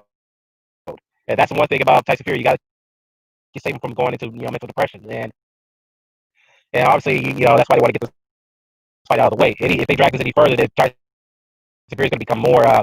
He could become a little bit erratic. He may be a little bit what's the word I'm looking for? He could be a little bit more uneasy, confused about the situation, because it's like, okay, somebody's out against me. They don't want this fight go ahead because they want me to catch me on time when I'll be unprepared. I don't know, but that's what he could be assuming. And look, this fight should have happened last month, but due to the pandemic, we didn't, things had to be shut down. But I still expect him to win. Fury to win that fight regardless, but I do hope Wilder win it, because right now, based off what about Fury's situation and based off the controversy he's been going through, aside from Glovegate, but other stuff that's come up, man, don't have that much respect for him right now, as an individual. So, but I do favor Fury to win it, man, and hope they can keep this fight going. They scheduled to October, but if they have to push it back, then let them push it back. Plain and simple. Let them push it back. Now, do you think Fury's, if they do push it back, do you think they're going to get Fury a fight, or is that going to turn into another boxing clusterfuck? It's going to be complicated, because first of all, there should be no tune-ups between these two. That's the problem. If Fury wants a tune-up, then that means that Wilder's going to have to grant him a tune-up, and Wilder's going to want to be paid a step-aside deal if he wants a tune-up. And of course, okay, and then let me interject real quick. And if I'm Team Wilder, I'm going no, guy, go ahead and sit on the couch. Oh yeah, if I was like Team Wilder, I would like, you ain't getting no tune-up. Fuck that. You got to fight me. That's exactly what Lennox Lewis did to Rock. He wasn't giving Rockman no fucking room to breathe after the game, because Rockman, we already know the story. Rockman was trying so hard to get a rematch. Well, what I'm talking about, if they push the date back, even if I'm Team Wilder, I'm going no. You're gonna have to just sit on the couch and wait till it happens, buddy. Oh yeah, I agree. That's a smart You know thing what to I do. mean? Don't give Fury trucking tune up. Yeah, Do not give it opportunity to tune up. You gonna have to. If that happens, you better make his ass I don't wait. know. Yeah, I don't know what the legal particulars are of that. But if they have any say in it, right? I'd be like, nah, man, you got to fight us next. Right, exactly. You got to fight us. Hey, I'm not taking a tune up, so why should you? Yeah, and it's not our problem. It's not our problem if you fall off the wagon in the meantime. Right. Yeah, we let you get away with that 100%. last time. Go ahead. Yeah, I was gonna say like Fury. He's gone back with that trainer. What's his name again? I can't remember the trainer he was training before. Yeah, Ben Davison. I see them. He's back with him. Yeah, Ben Davison. Yeah. I see them doing pads and stuff. Yeah, I see him doing pads and stuff, and I was like, I know, but I knew already because you see the thing is, see him going to the Kronk gym. Like it was more Andy Lee. Andy Lee said, look, come to the Kronk gym, get away from all the stress, and let's see how it goes, yeah. And obviously, while he was there, he was like, yo, and then he sat down with, listen, the Kronk gym, they got some real good boxing IQ, amateur, pro, everything, right? They said, yo, we scared of this guy for he ain't done nothing. Like, bro, you should have just rolled up and like it was Sugar Hill who said, like, yo, bro, just take it to him. He ain't nothing special. And gave him that confidence because Ben Davis, with his lack of experience, didn't have that. Even with Freddie Roach, because they didn't want to make mistakes, or Hatton. So they gave them the game plan of staying on the outside. When then in the fight, Freddie could see what was going on. He said, yo, bro, you need to go forward. And Ben didn't like it. He said, no, Tyson's doing well. You know what I mean? Just keep doing what he's doing. Stay out of trouble. And this, that, the other. It was Sugar Hill who said, yo, man, he ain't that special, man. Roll up and get it to him. Stick right to him and stick it to his chest. And that's what he did. Now he gone back to Ben Davison with his lack of experience and because the thing is, Ben Davison makes Tyson feel good about himself because he just does what Tyson does. They have the same kind of family values and they like a lot of things. They get along very well. The only reason he went down there is to get away from stuff because the pressure. Because imagine this, in Tyson Fury in the whole of his career, he got knocked down. Was it twice or was it 3 times against Deontay Wilder? Twice. And he barely escaped that. Twice, right? And he got a draw. Bro, like, listen, you know what I mean? That has to read in your head. To get that out of your head for months, it's not easy. So the best thing for him was to go somewhere else and get that. But now he's confident now. So now now he's confident. Another thing is, Sugar Hill is in Detroit. Yeah, he's already in Detroit. You're in thing. What's he going to do? So he has to go back to his own training. Wilder, at this point, we had complete nothing, heard nothing about him. So he's in training camp. But I've seen this before. I remember when what's his name again? Joe Frazier, right? His first ever loss, right? Lost against, I think it was George Foreman, and I know he lost against Ali later, but he for the rematch against Foreman, he went into seclusion, shaved his head, you know what I mean? Bull, tried to do all these little things and thought that would help him. It didn't help him. The same thing result. The thing I think where Wilder might have a difference is Wilder needs to commit himself and not going backwards and try and deal with the kid inside, you know what I mean? So Wilder can do that, but I think, is it too late? The thing is, because he picked up all these bad habits, and this is why. So if I was Mark Breland, I'd like, yo, I did my job, bro. Wilder's an idiot. I told him in the first fight to work the body for a couple of rounds and then start going for the head. Wilder straight after that fight goes, nah, man, I should listen to my coach. He told me what to do. But you know me, man. I got excited. That's your business. Because right there, you could have wrapped up the heavyweight division and got Fury out of here and send him back to the chair, send him back to the couch. But you didn't do that. And now Mark Breland saved your damn life with your ear bleeding in the ear. He's arguing with Mark Breland. Your ear's bleeding. Why are you stopping the fight? Because your ears is bleeding, bruh. Look at that. He's trying to look out for you. And now you make Hardy lock Mark Breland out the dressing room. You won't let Mark Breland in after. You know what I'm saying? That is sick. That Wilder. Now, I'll be honest with you. In my mind, that's like, bro, you can change this, that, the other, and the third. You're the problem, bro. You're the problem. Your lack of boxing IQ. You know what I mean? And end of the day, when it comes down to this, can he bridge the gap? For me, it's up to Fury to make a mistake for more than Wilder, because Wilder, I don't think much could change for him to win. I really would like Wilder to win because he's exciting for boxing.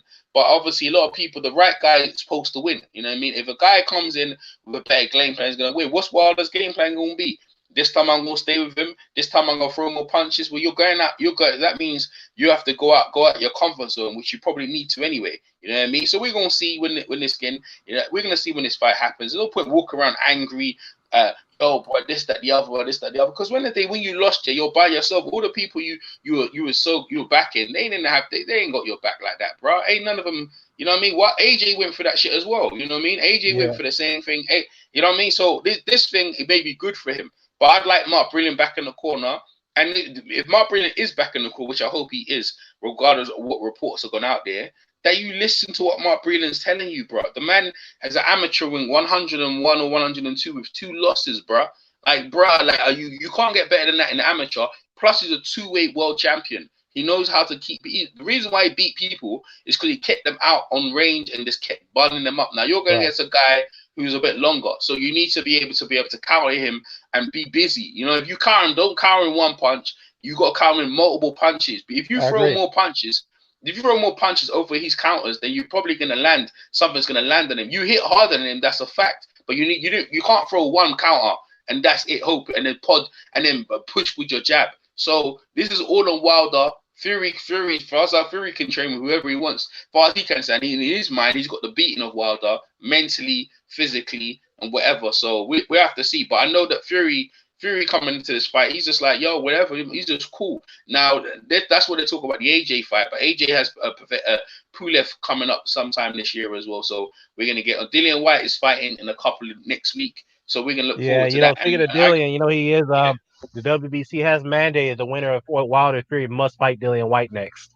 So he's definitely getting his guaranteed title shot if he could get past Povetkin. So and to be fair, I criticize Dillian. He is deserving the title shot. He has worked on aside from the Reeves fight. I get that. It is what it is. The decision won't be overruled based off what happened. The circumstances happened in that fight. But we'll see. How he does against Povetkin. I expect that can give him a tough time. Do I expect Dillian to knock him out? No, but it could happen. So I wouldn't be surprised if he does knock him out. So, I expect Dillian to win that fight and get his title shot. But I don't expect him to beat either Wilder or Fury.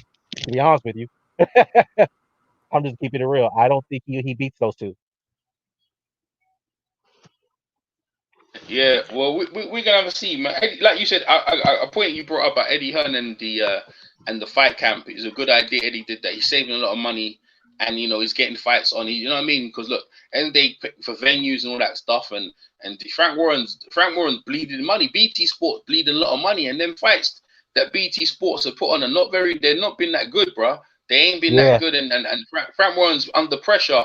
You know what I mean? Calling out Eddie Hearn and saying we need to do this, we need to do that. Eddie Hearn's looking like we don't need to do nothing, son. What you talking about? I don't need you right now.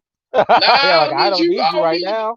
No, I don't need you, bro. I don't need you. I'm good, bro. Like I'm getting fights. I'm saving money. It's in my thing. My fighters are getting good TV fights in the Sky. But the thing is, let's be real. I don't know how many people are watching them Sky fights. I'll be honest with you as well. It's true, bro. I reckon even Frank Warren and Eddie Hearn, right? They have like a duel. They duel up, and boxing people in their life are not really interested in boxing like that. You know what I mean? I don't know the views. I think the views in the PVC did pretty well, but that's the PVC on a normal thing. I think they did pretty well. I think it's like a million, whatever. But really and truly, in boxing in general, Mike Tyson could get people kind of that Mike Tyson Ray Jones fight. I was looking forward to that kind of little thing, and the undercard with Nate Robertson and Jake Paul. I was looking forward, but it's just been postponed, Jake right? Paul, isn't he under? Well, he's under a federal investigation. In case you don't know, maybe that fight's gonna be called off. Was it gun charges, right? Well, trafficking charges, I think. Yeah, trafficking, I believe. I was looking forward to that joint.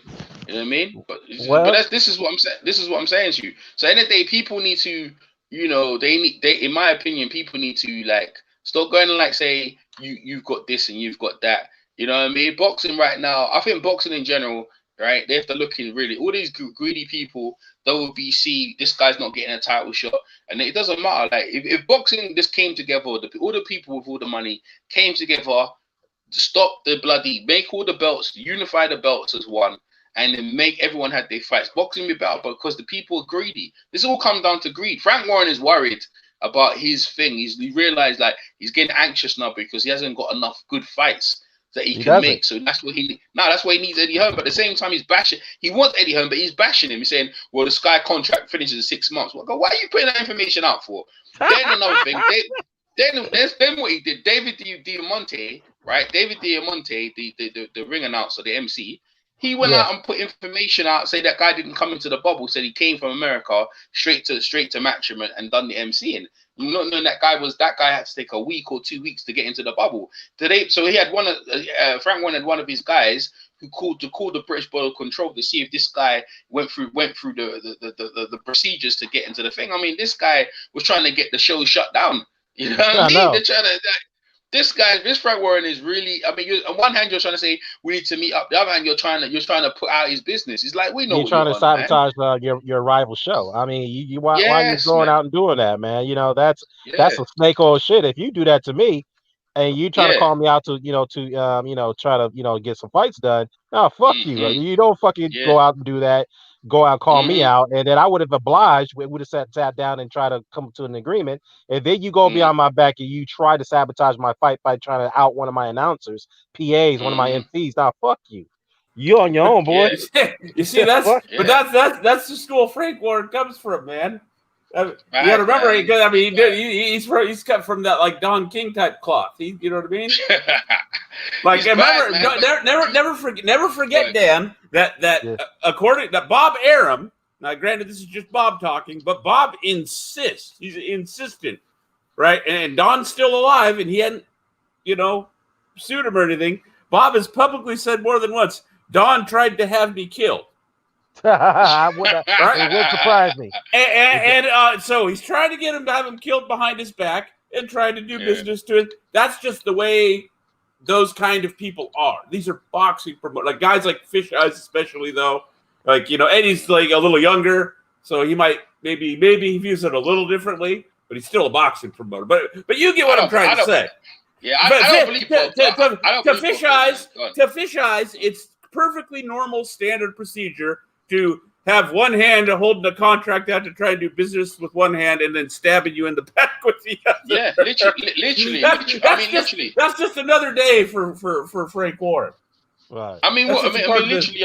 I'm literally. I was listening to him in his interview. I was like, you're saying you want to meet this guy, but why are you telling his business that the Sky contract just finishes in 6 months, but we need to meet up? And it's like you're showing your hand, man. You know that you're playing pool, you're playing poker. He showed his hand. It's like you don't really want to meet him. What it is that you're desperate because you've been putting on bad shows and you have a lack of stable. All the good fighters over there, you're insecure and paranoid. You know what I mean? Like, and it's desperate, bro. And Bob Arum, over with Bob Arum as well. Bob Arum's got has control of Tyson Fury as well. So he's gave up a lot of ground, man. He's gave up a lot of ground. But that's what happens when you're on top. Eventually, someone comes and knocks you off. You know what I mean? Yeah. And Eddie Hearn, he's got all the energy in the world. You know what I mean? Really, Frank should be handing it down to his sons, but his sons are incompetent. You're incompetent. So what do you do? Well, you know what, though, Frank? This pandemic has probably hit him harder than any other promoter out of all the main promoters. Because, out of Eddie, out of Bob, out of Heyman's not really a promoter, but I mean, all three of those guys are doing fine, opposed to Frank Warren. So, let's just be honest. So, you know what? I think what Frank's going to have to do is that if he really wants to get these fights done in his stable, he's going to have to reach out to the American promoters and get some fights. Well, actually, there is no. Well, that's another problem because nobody from America. That's the thing. Yeah. Right. He has to reach out to Eddie. He has to reach out to Eddie because he has to try and work with whatever's on that side of the pond, so they don't have to worry about travel issues. Right. They can't bring American guys. I mean, at least I don't know if it's you can't bring over Americans or if it's like really expensive and whatnot for testing or. But I that's just know what it is. I think there has to be. You have to go through a special consideration if you want to bring an American athlete over from the United States. They have to go through testing protocols. Then they have to be quarantined for at least a couple of weeks before you let them out let them set foot on the on the actual British grounds. I mean, it's a lengthy procedure, and that's a problem. And based off what's going on right now, okay, I'm not going to go into that because I'm going to be pissed off to talk about why we're in this situation now. But anyhow, that's the problem right now. You can't make fights with fighters over overseas with the United States. I mean, New Zealand doesn't have any fighters there. I mean, what other boxing capital do you have other than the United States and the UK? I mean, do you have Japan? What fighters do they have over there other than the short guys? The bantamweights you can make fights with. I mean, you can make fights with super bantamweights, but other than that, that's it. I mean, as far as heavyweights, you have no fights. Frank really doesn't have any heavyweight fights he can make. Other than Joe Joyce and Daniel Dubois, that's it. I mean, who else? He has Tyson Fury. Well, actually, Tyson Fury is pretty much in Frank Warren's control. I mean, not Frank Warren. I'm sorry. As EJ pointed out, in Bob Arum's control. So, I mean, Frank really don't have that much options yet, other than trying to make fights with Eddie. That's the only options he got. Yeah, and that's the guy he can't stand. Well, and Eddie's going. Well, Eddie's saying I'll talk to you in. Eddie's saying I'll talk to you in September. So Eddie kind of blew him off and like, yeah, I'll talk to you when I'm ready. And that's the way. That's what I mean. Like to say, well, I'm not gonna talk to you. You know what I mean? It's like, yeah, you know what I mean. You can see the guy's desperate. Like, you know what I mean? And you know, look, listen, when it comes down to it, yeah, end of the day, they don't. Frank Warren doesn't like him, and you know, Frank Warren doesn't like him. But this is all about control of the money. You know what I mean? But the people don't understand it. Like these fights are they're really putting on. No one really cares. Like Dillian White versus Povetkin, right? Let me ask you guys are American, yeah? And they're discussing this, yeah. Eddie Hearn saying this is going to be pay-per-view. I goes, are you fucking crazy, bro? in this time and age, you're gonna make that fight pay-per-view. Like people got money like that to burn. He's actually thinking. This is what I'm saying. He's not. I don't think he's. You know, he's rich boy. He's not in his right senses. He's actually thinking of making this pay-per-view. I mean, you guys in America, would you pay for it? No, not for Dillian White Povetkin fight. No, that's a mid-tier fight at best. Actually, over here, to be fair, that'll probably show up on my DAZN subscription. Right. So I'll be paying like the $8 or whatever it is out of my $100 a year thing. So in that sense, yeah, I'll sit and watch that. Yeah. Yeah, but I wouldn't pay no pay-per-view premium for it. No, not a chance. Yeah. No, of course not. Yeah. Well, I mean, look. I mean, we'll see how this plays out. That fight's coming up in a week or two, right, EJ? Yeah, it's next weekend, the 22nd. Oh yeah. Speaking of that, you know, there's a undisputed women's fight coming up in 3 days. Jessica McCaskill and BRAEKHUS. So I know Jessica is your girl, man. So what do you say? What are your thoughts on that, man? Do you give her a shot of winning that fight? Nah, man, she's too light, bro. Like she's going up. They're going up a weight, innit? Like, she's good though. She's good. I ain't gonna lie. She'll give it a shot, but I don't like the weight disparity. You know what I mean? She's a bit too small. She was good at lightweight. She beat Katie Taylor, but like when you're going up weight, I don't know how she's carrying the weight and you know the stamina and stuff like that. But Cecilia BRAEKHUS is for the taking, man. She's so old now, man. Well, not just that. Cecilia BRAEKHUS is. Yeah. I agree with everything you said there. And I also wanted to point out is that Cecilia BRAEKHUS is big as hell. She's a big welterweight, number one, and number two, she's a very good boxer. She boxes well on the outside. She's got fast feet. Jessica does not have fast feet. That's a problem. She does not have fast feet, and her hand speed is a bit slow. So I mean, she could make the fight rough. She could, she could rough it out probably in the early rounds. But other than that, I expect Cecilia BRAEKHUS to kind of, box circles around her and win this fight comfortably. I don't expect her to knock her out, but I do expect her to win that fight comfortably. It's definitely a good fight. But yeah, I mean, I was just saying to Rick Ramos, shout out to Rick Ramos, Jessica's trainer. I did have a conversation with him briefly about a year or two ago. I was supposed to have an interview with him, but I didn't follow up, so that's my bad. But I said, look, if they're listening to this video, I just want to say good luck to you guys. I hope you win.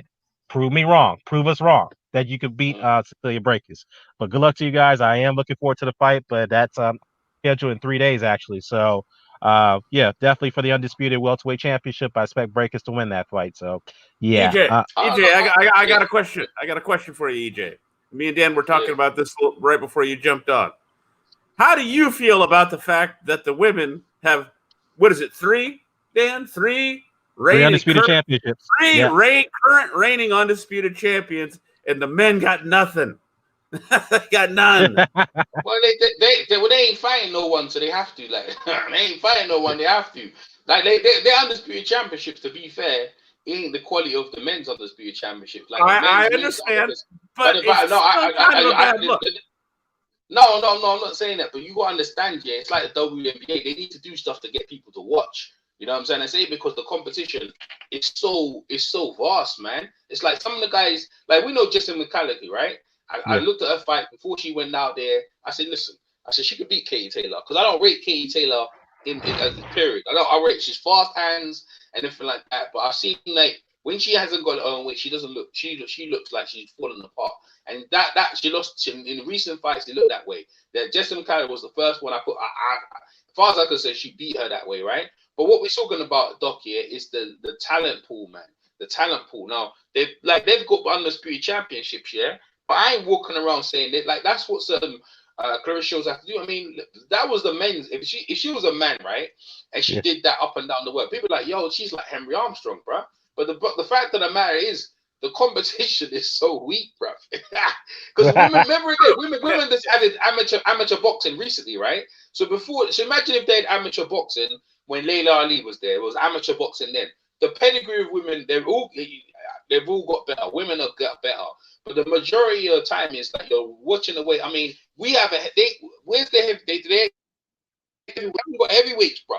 They ain't got no heavyweights, light heavyweights. You know what I'm saying? So they're limited. They're limited in what they can do. So when they win undisputed championships and their championship, it's not the same value, bro. They're still establishing themselves, and it's like they haven't got like, okay, you got to see the BRAEKHUS, yeah, bro. She don't want to fight Clarissa Shields. Clarissa, see, they have to do kind of mega fights to even get us to even look at them. The fact that no matter Clarissa Shields, see the BRAEKHUS, yeah, she don't want to fight no one. She'd like to stay in her bubble. Clarissa Shields asks her, Clarissa Shields, I'll even come down to 147 and fight you. She goes, nah, I still don't want to fight you. She don't want that challenge, but she's saying she's undisputed. You know what I mean? So it's hard for me to take her seriously when a girl's up from 168, 168.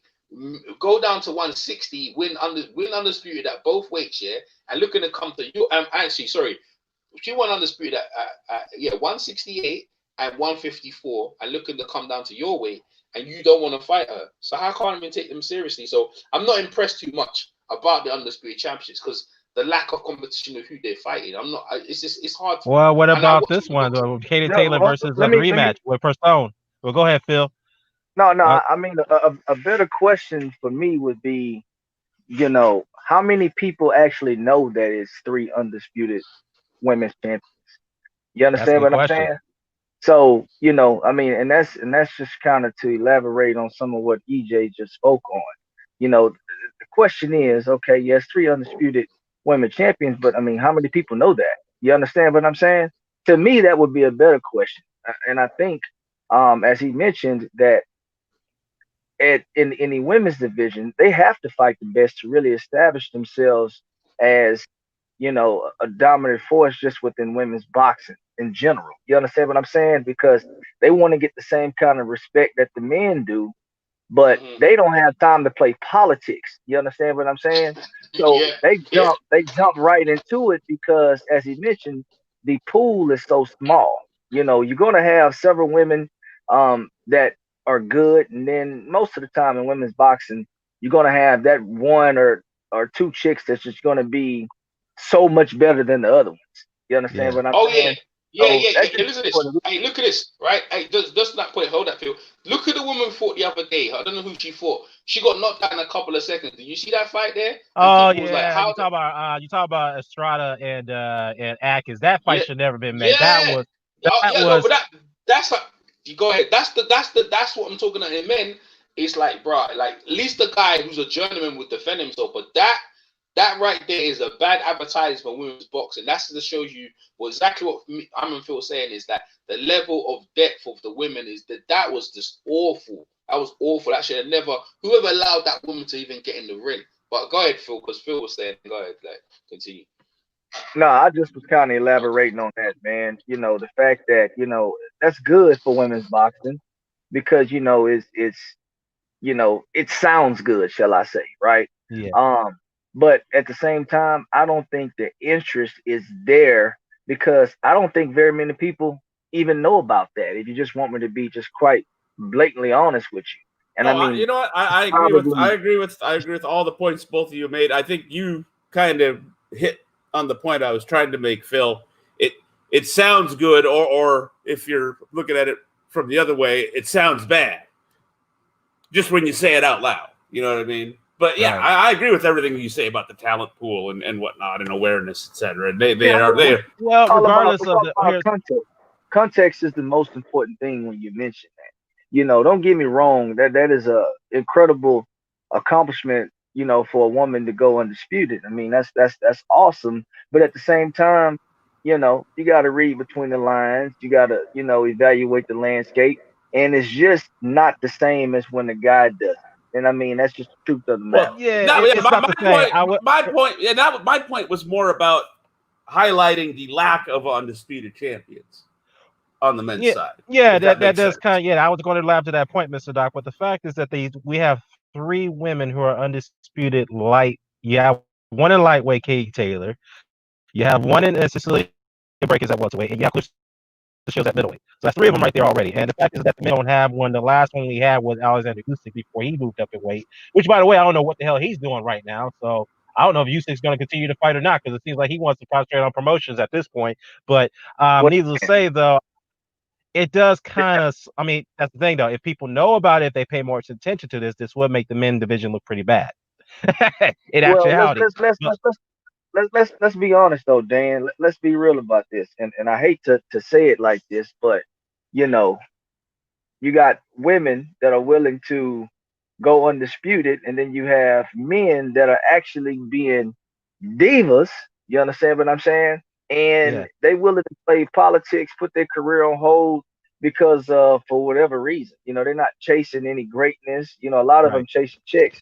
And the actual women who are actually divas are stepping up to the plate and get things done. Wait, That's Yeah, can I a hop in better for a way of second framing here? what I was. That's a yeah. better Go way ahead, of framing what I was going to. Fight Doctor. Yeah, What's yeah, up, go man? ahead, Go fight ahead. doctor. Okay, guys, so it's called prize fighting, right? And so you don't. It's not called legacy fighting or greatness fighting. It's called prize fighting. So you fight for a prize. So the whole purpose is to get paid. That's the reason why these guys do this. That's the reason why most of them do it. So I don't understand well, actually no, I do understand when fighters are criticized for putting paycheck above legacy, but at the same time you have to understand that these guys have a short shelf life, right? And you know, we've seen fighters die in the ring. We've seen Gerald McClellan situations. So it, each fight, could be life-ending, career-ending. So these guys need to make as much money as they can while they're able to do that. You know, so I think too much is put into guys who chase after the prize as opposed to chasing after legacy. You know, um, but I think I think a fighter can do both. You know, because typically people a fighter is going to fight who the public demands him to fight, because that's Right. going to be the fight that is going to command the most money. So a fighter can do both. So I think it's just a bit unfair. Not in every instance, because there are some times where guys are fighting the weakest opposition for the most amount of money. Canelo Right. Alvarez, okay, but Oh, know, okay. I wouldn't say that about Canelo, man. I gotta ask. You say that you say generally speaking that they'll fight who the public demands. Are you saying historically, or are you talking currently? Because if you're talking currently, I'm not so sure, man. Because how long have the fans been trying to demand at least Spence and Crawford? Years now. okay, I well, mean, see, well, all This right, is but one now, example. Thurman, or okay, even but now context again. Context is important, right? Now, Spence and Crawford is probably, if you take Manny Pacquiao out of the equation, Spence Crawford is probably the biggest money fight to be made at 147. Can we all agree? Yeah, it is. I hope Because so. yeah, because that's I'm sure that there's plenty of demand from the public, even among the casuals, to see that fight, right?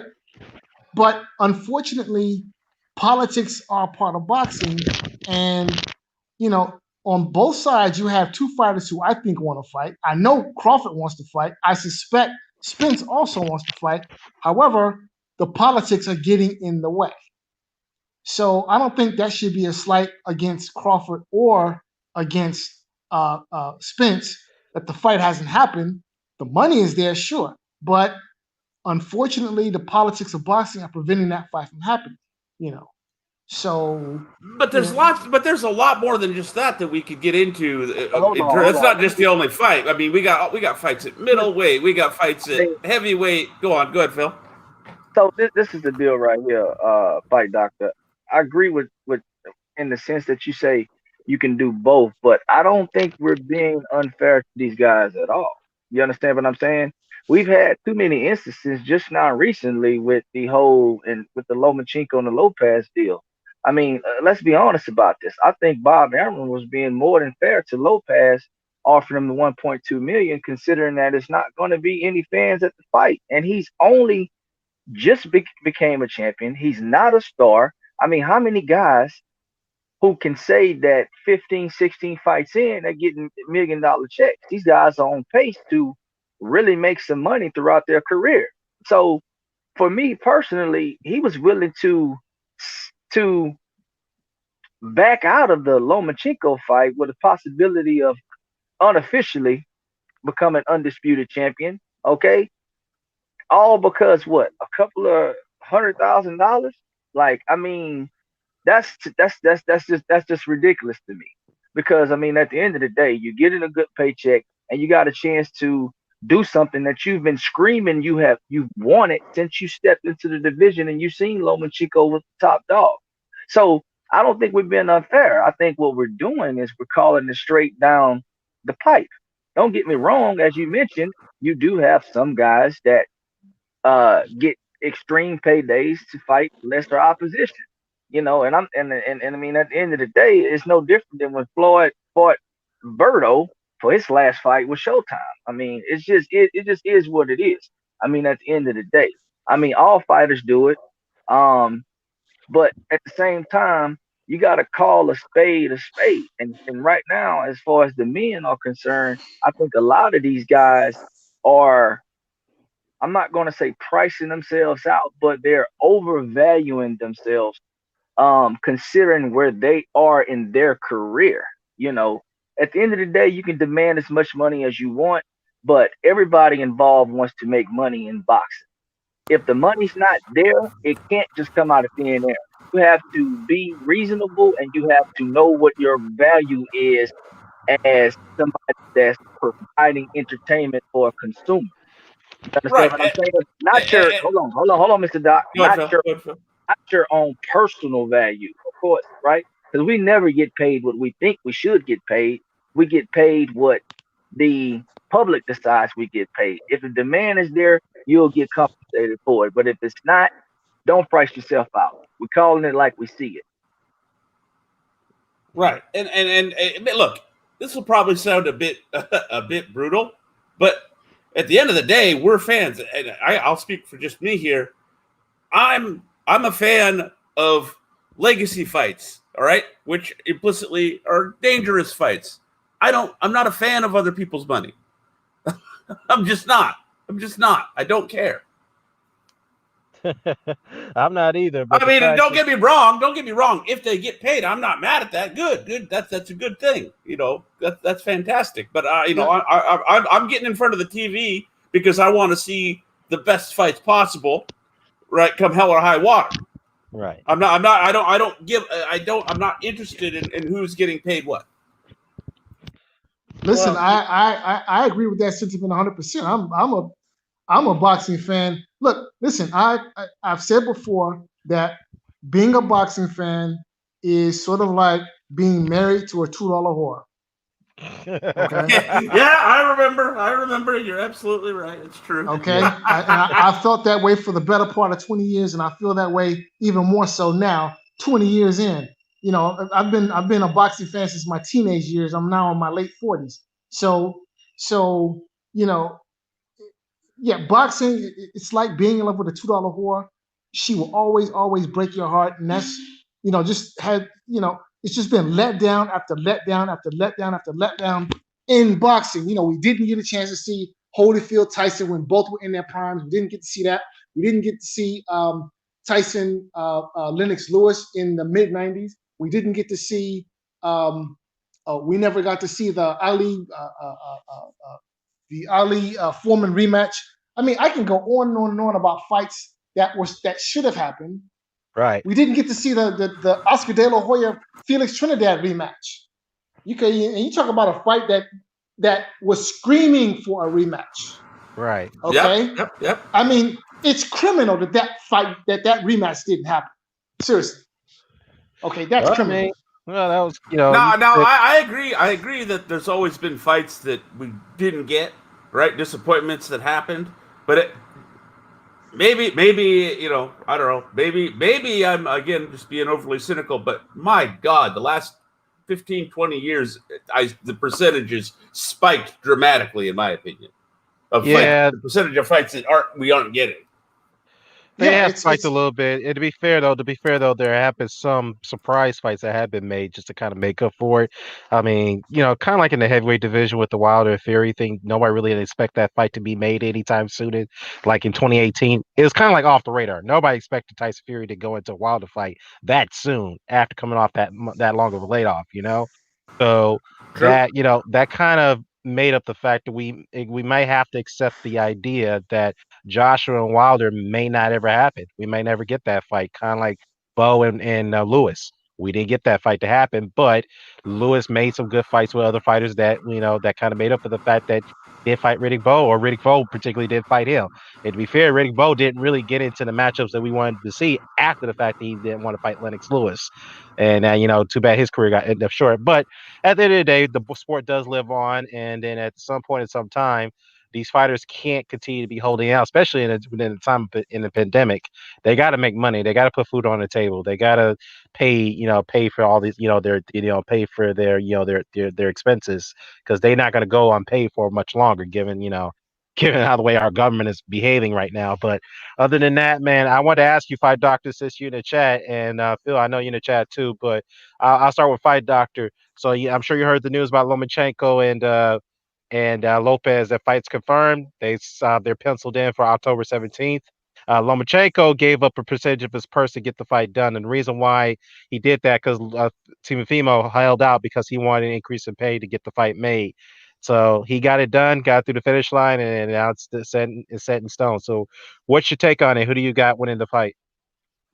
Well, my take is props to Lomachenko if it's true that he gave up some of his purse to make the fight. That's virtually unheard of nowadays, right? So props to him. In terms of who I think is going to win, honestly, I mean, Lopez is going to be probably the biggest, strongest guy that Lomachenko has ever faced. Yeah.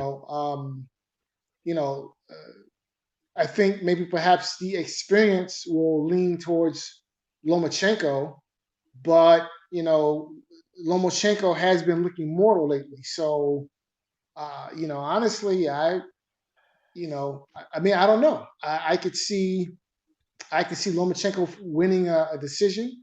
I could see Lopez getting a knockout. So, yeah. I mean, we'll see. I don't know. I think we'll probably know. Is Lopez going to be able to make the weight?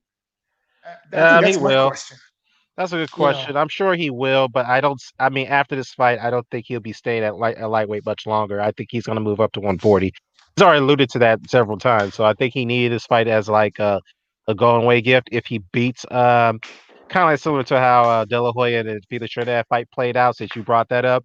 Because Felix Trinidad, after the fight, whether he won or lost that fight, whatever the result was, he was not going to stay at 147 after that fight. So I kind of see that same scenario playing out for Lopez, because he's too big to be at 135 to begin with, because he nearly rehydrates to damn nearly goddamn middleweight. He's like damn nearly 160 going into the fights. He's damn near under 60 pounds. So he's a very big dude at lightweight. Very big. Yeah, how long has Lopez been off? When was his last fight? It was against Comey. He took the title away from him. Richard Comey. Was that January? That was I'll look it up while you guys do. No, that was in December last year. That was in this. So we're talking about 1 year. 10 months off by the Yeah, time well, he gets back in the ring. yeah. So yeah, I mean, I don't know, man. You know, Lopez is a big lightweight, and having been off for 10 months, by the time he gets in the ring, I don't know. I mean, he's a young dude, so it's easy to cut the weight Well, to be when fair you're. though, Lomachenko has had a longer layoff than Lopez. I mean, Lomachenko last fought was in August of last year. Yeah, but I mean, And he's been having Lomachenko injuries. is not. Yeah, Yeah, but he's been Lomachenko is not a real lightweight. So I don't think he's gonna have any problems making the weight. no, he won't have problem making weight, but as you pointed out, Lomachenko has not looked very spectacular at 135. He has been struggling against lower tier opposition at weight class or Yeah, mid to mid low tier like Campbell, like the likes of Padraza, who by the way, I have to repeat myself, who Tank Davis took care of a lot easier than Lomachenko did. And then you have Linares, who's been knocked out several times by lower tier guys you never heard of, and he was able to put down Lomachenko and slow him down with body shots in that fight. And then yeah, you have who else? Yeah, that's about it. I mean, other than Anthony Crawler, who we all knew had no business being in the ring with Lomachenko, but other than that, yeah, I mean, Lomachenko has not really looked very, very good. And the fact that he was supposed to fight Devin Haney after the Campbell fight, and he, vacated his belt, which I'm pissed off that Lomachenko did that, but it is what it is. So I kind of put those variables in, and he's also pretty reckless when he comes in and lunges in a lot when he throws his combinations. And like in the Linares fight, he did that. He got caught. He was getting caught several times doing that, and he got one time got caught and got put down. So, and Teofimo's got that very very laser right hand too, straight right hand that Lomachenko might not be able to avoid. So, yeah, it's a very interesting. This is truly one of these 50-50 fights that you can give the slight advantage to either fighter. So with that said, I think I'm going to favor Lopez slightly to win the fight, slightly. yeah. I don't think uh, uh, either pick is a bad pick. Yeah, But right now, you know, I'm concerned about Lopez and his weight. So, before I could actually make the pick in this fight, I probably want to wait till it gets a bit closer to fight week, see how Lopez's training camp goes, see right. what he looks like, before I can make a pick. Yeah, and the fight is about 2 months away, so he's got 2 months to shut off that weight. I would assume Teofimo is he's like at 170 right now, so he's got to shed 35 pounds. He's got 2 months to do it. I'm not sure if he could. I mean, I'm sure he can, but that's a lot of weight he's got to shed in 2 months. 35 pounds is a lot of weight. Yeah, it's losing the weight isn't the problem. The problem is losing the weight and then going to fight for 12 rounds. That's the problem. But Yeah. Let's you just hope know, it holds up, man. I mean, to be fair, again, Lomachenko he hasn't looked that good at 135. He looked a little slower to me, because he's putting on more weight than he's ever carried in the fights. So, like I said, there's a lot of variables that goes against the fighters on who gets the advantage of the other. But I think I'm just going to go with youth on this one. I'm going to go slightly favor what you call it again, Lopez. Lopez. So yeah, we'll see, man. I can't wait for the fight. It's happening, whatnot. And then, like I said, if everything shapes up the way it is, October is going to be a damn good month for boxing. I think that'll be truly a big comeback month for boxing. You Right. got So we got Wilder. So the let Charlos. me The Charlos are uh, both fighting in let me hold up before we October. Yeah. let me get my thoughts on it right quick. Okay, go ahead, Phil. I thought you did. My bad, man. Go ahead. Yeah. Nah, I never said nothing. All right, look. So check My this. bad, man. So let me say this first and foremost, man. I mean, how can you not like Lomachenko? That's the first thing I want to say. How can you not like this guy? I mean, he's good for boxing. Let's just be honest about it. Okay. Right. To do what he did to get the fight done, um, that should alleviate all doubt that Lomachenko didn't want to make this fight from the beginning. Okay. So now we really know who was the one that was being difficult in this whole process. Let me say that. Okay. The next thing I want to say is this right here. It's going to be a rehydration clause, okay, in the fight regardless. I mean, Wait, think about what? all. Wait, there is. Yeah, Really? it's gonna be yeah, it is. It's gonna be a rehydration clause. Oh, Oh, really? come the fuck. Oh, okay. Well, wait, hold up, hold up. Okay. I Here did we not go. see that one. Hold up. Hold up. Let me check on that one because I did not IBF. see that. Wh- Can you point out to the article that points that out, man? No. But you know, it's IBF does it with every Oh, you time. talking about the IBF? Oh, okay, Yeah, okay. I thought you thought Lomachenko did that. Okay, I'm about to say. no. IBF, no. IBF. I mean, IBF always has a rehydration clause in their championship fights. So is Well, it Oh, if Tim? Is hang on. If memory serves, Phil, I thought they got rid of that for unifications yeah, I was after going to say the that. Yeah, Jacobs that's Golovkin thing. right. I That's a don't good know. point, Mr. Doc. I was going to bring that up. They got rid of the I, rehydration clause for unification bouts, but if it's a single title fight and their only championship fight, that still applies.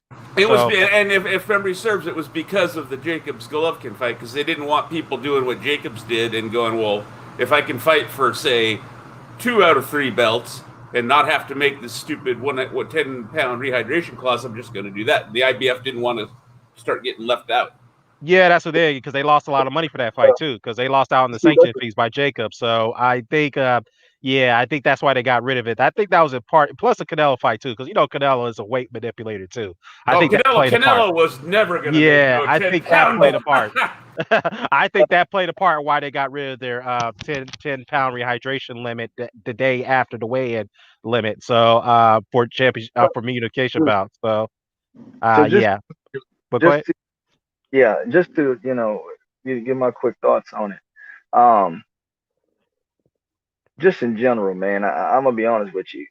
I know I like Lopez, but I mean, at the end of the day, um, I think I think experience is what's going to win the fight. I do think it's a very close fight, and I'll make my official pick closer to the actual bout. But right now, as I sit, I'm gonna have to go with Lomachenko. I'm gonna have to go with Lomachenko because for all the reasons that this guy truly wants to be great. I'm gonna be honest with you. I get that from him. You understand what I'm saying? And we all know that his clock is ticking. It's because of his age. Right. Um, but with that being said, this guy gave up some of his purse because he wants to fight the best in his division. You understand what I'm saying? And I think after um, Lopez, I think Devin Haney is going to be next on that list or Tank. Um, so Loma's not ducking smoke from any of these guys. You understand what I'm saying? He's willing to get in the ring with any one of them, and skills pay the bills, man.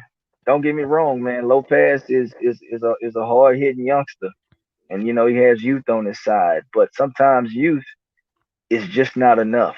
You Right. know, you want to need that experience to carry you over the top against a guy like Lomachenko. You Yeah. understand what I'm saying? Yeah. And don't get me wrong. Again, I may switch my pick, but as I sit right now, I think Lomachenko is going to win by decision without a doubt, because Lopez does have that laser right hand, but Lopez throws majority looping shots, and he's not very elusive when it comes to being um, evading punches. You understand what I'm saying? Right. So he can be hit, and in order to beat Lomachenko, you're gonna have to throw a lot of straight punches. You understand what I'm saying? Yeah. So Exactly. Yep. Lopez is going to have to recalibrate himself, because he relies on his looping hooks and shots to the body heavily. And if he can't get to Lomachenko with that, he's gonna be in trouble. Lomachenko's gonna make it a long night for him. So I think if he stays behind his jab and throws a lot of straight shots, go to the body, rough Loma up a little bit, he'll stand a better chance. Um, but at the end of the day, it's gonna be a close fight. And shouts out to Lomachenko for making it happen, man. For the fight fans, man. That right there is exclusively for the fight fans, and that's real. And you gotta respect him for that. And I don't see how anybody can say anything bad about Lomachenko after this right here. Fair enough. Fair enough. Fair okay? enough. Man. So let me be one of those first people to say something bad about Lomachenko, in the sense that I don't agree that this guy is trying to be great. I don't see that at all. And here's the reason why. Now, if you want to say he's a great amateur or the greatest amateur ever, okay, no argument for me. You know, he has the record to support that argument. No problems. However, what you do as an amateur has nothing to do with you as a fighter in the professional ranks. Nothing at all. It's as if the amateur career didn't exist. The only advantage to having an amateur career is the experience you gain and the different styles that you get to see as an amateur. So the longer you spend there, the more you get to see those different types of looks. Now, as far as Lomachenko's professional career is concerned, great is not part of that conversation in my view. It's just not. Him fighting Lopez, good. Yeah, good fight. You're fighting a good up-and-coming fighter. But that's what Lopez is. He's a good up-and-coming fighter. All right? If Lomachenko wanted to be great, he had the opportunity to do that. He could have fought Mikey. He could have fought Pacquiao, a couple other guys he could have fought. Didn't happen. These are the names that would have made him great. He passed over those names, you know, to fight, you know. That's not accurate, fight doctor. That is extremely false. He did not pass over those guys. He didn't fight. He didn't fight those guys for whatever reason. Mikey Garcia had been moving up in weight before the Lomachenko fight was ever even talked about. He was going to have to burn back down to 135. He had already had 2 fights at 140, and then he jumped up to 147. So wait a minute. So hold up, 1 second. Hold on. Let Phil finish. Go ahead, Phil. Go ahead. Finish up. And when you talk about Manny Pacquiao, you're talking about a guy that's fighting at 147 pounds. Manny Pacquiao is not going to get any kind of accolades to burning down to 135 to fight against Lomachenko. It just doesn't make sense for Manny Pacquiao in his career at this given point in time because he's chasing his own legacy. You understand what I'm saying? But when you talk about Lomachenko and he's fighting against Lopez, I mean, that division itself is filled with young talent. It's not anybody in that division that's just been reigning over it for any significant amount of time. He is the best one at 135 pounds. He's the best one at 130 pounds. He's going to fight who's there to fight. And right now, Lopez is a rising star. People think that he may be the future. So you got guys like Devin Haney, who people think may be the future. I mean, these are all guys within the same division. Tank Davis, who really is a big disappointment in my eyes, who really hadn't fought anybody. You got him in the division. Lomachenko, I think, is going to fight every last one of those guys before he hits the bucket and retires from boxing. To me, you only can fight who you can fight. And if you fight the best guys in your division during your particular time, then to me, you're great because you can only compare them to their counterparts and the people that they fight against. And that's just the bottom line. Okay, that's a good speech, but I mean, again, in order to be a great fighter, but in order to be a great fighter, you have to do great things, which means you have to beat other great fighters. Now, as far as Mikey Garcia is concerned, Mikey Garcia wasn't his fight prior to the Spence fight. Wasn't that fight at 135 pounds? Yeah, he fought Robert Easter, unification bout. So, and if I recall correctly, Lomachenko was a title holder in the weight class when Mikey Garcia defended the lineal championship, mind you, against Robert Easter. Well, wait, hold up, fight doctor. Wait, hold up. Sorry to cut you off. To kind of make a correction, there was no lineal champion at 135 right now. There's only a Ring Magazine champion. That's Lomachenko, who holds that title when he beat Linares. Just to kind of clear that up. Mikey's a lineal champion at 140 at that time going into that fight. I'm just saying. Go ahead. Okay. All right. But that's a fight that Lomachenko could have had against top-notch opposition, against somebody who many would consider a great fighter. Okay. Right. And Mikey Garcia would essentially, had that fight happen, Mikey Garcia would have been the best name on Lomachenko's resume. Easily, in my opinion. Okay. And I would be willing to debate anybody on that. But that fight didn't happen for whatever reason.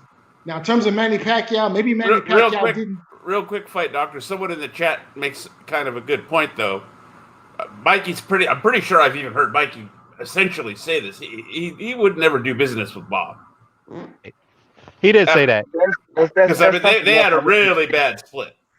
Yeah. Well, you know what? Look, if you want to talk about fighters that Lomachenko avoided, I mean, there one in particular is Devin Haney. That was recent. We all know that happened because he was mandated to fight Haney. That instead he was given the franchise option, which he could have declined, but he offered it. He accepted the offer by the WBC, so that way he wasn't mandated to fight Devin Haney, which pissed a lot of people off. So if you want to talk about that, great. But then other than that, has Lomachenko played games and negotiations with other fighters? Yes, he has. That is fact. That is well documented, but it doesn't take away the fact that he has done some very good things as a fighter. We can't take that away from him. Okay, and him fighting Lopez and him giving up his percentages of purses to fight Lopez to get it done, you can't knock him for that. We got to commend him for that.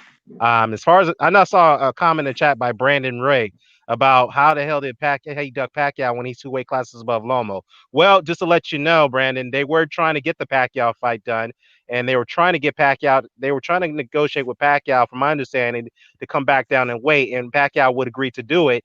And then for some reason, they backed out of the fight. They weren't interested in the Pacquiao fight all of a sudden. So that's the whole situation on the Pacquiao Lomachenko situation. That was a duck. I'm sorry. Yeah, that was a duck. I mean, that was a duck. If you say you want the guy, and then he responds, said, "Okay, I'll fight you. Well, I'll come down and wait. Let's get it done." And then he says, "Okay, I'm not going to do it now." Then that right there got your bluff called right there. I got a problem with fighters doing that. Yeah, well, here's my question, right? Here's my question. Who in the hell turns down a Pacquiao fight? Seriously. I mean, think about that for a second, right? This is the biggest payday of your career by far, and you say no? Really? Look, there are guys at light heavyweight who are willing to boil down to 154 to fight Pacquiao. So what are you talking about? You don't want a Pacquiao fight. That shit makes no sense whatsoever. Fight doctor, me and Dan were just talking about. We were just talking about how if it was offered to him, we're convinced Golovkin would boil down to 155 if he had to. Yo, man, look. Listen, just for that money. Golovkin would probably chop off a right leg to make 147 if Pacquiao wanted that fight. Okay, seriously. But go ahead, Phil. Real talk. I know Golovkin will do that, but go ahead, Phil. Go ahead. Let me say this right here. Okay. Yeah. I mean, at the end of the day, okay, we know that the fight didn't happen between Pacquiao and Lomachenko for probably several reasons. But honestly, when you really break it down, you got to think about this, man. Pacquiao is fighting at 140. He's fought at 147. He's fought at 154. So when you think about this, man, who the fuck? Why would Lomachenko even really put himself through that? Honestly. Yeah, I can answer that question. That's a good point. I can answer that question.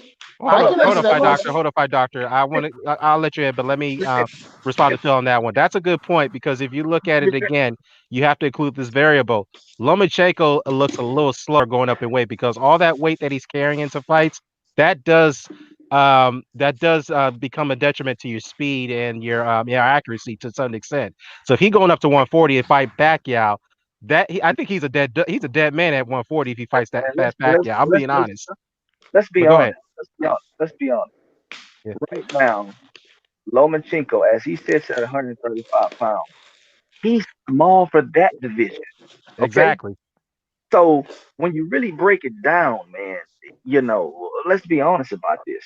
Lomachenko moving up even one more weight class, he would have crushed his career if he would have lost like that. And let's be honest, when you move up that much weight, it is extremely hard back down in weight and be efficient. So he probably weighed the pros and the cons and thought to himself, man, this may not be worth it in the long run for me, especially considering that I'm running out of time. Right. It suits him better to stay at between 130 and 135. And that's just real. I don't think Lomachenko has to work extremely hard to make weight at 135. I just don't think he does. Because he's a smaller guy. Dan, Haplo wants to get in on this if he can get a link. Yeah. Is he in the chat? Because I'll send him a link. Yeah, he's in the chat. All right. What chat is it on? Is he on the The YouTube chat is where I see it talking about it.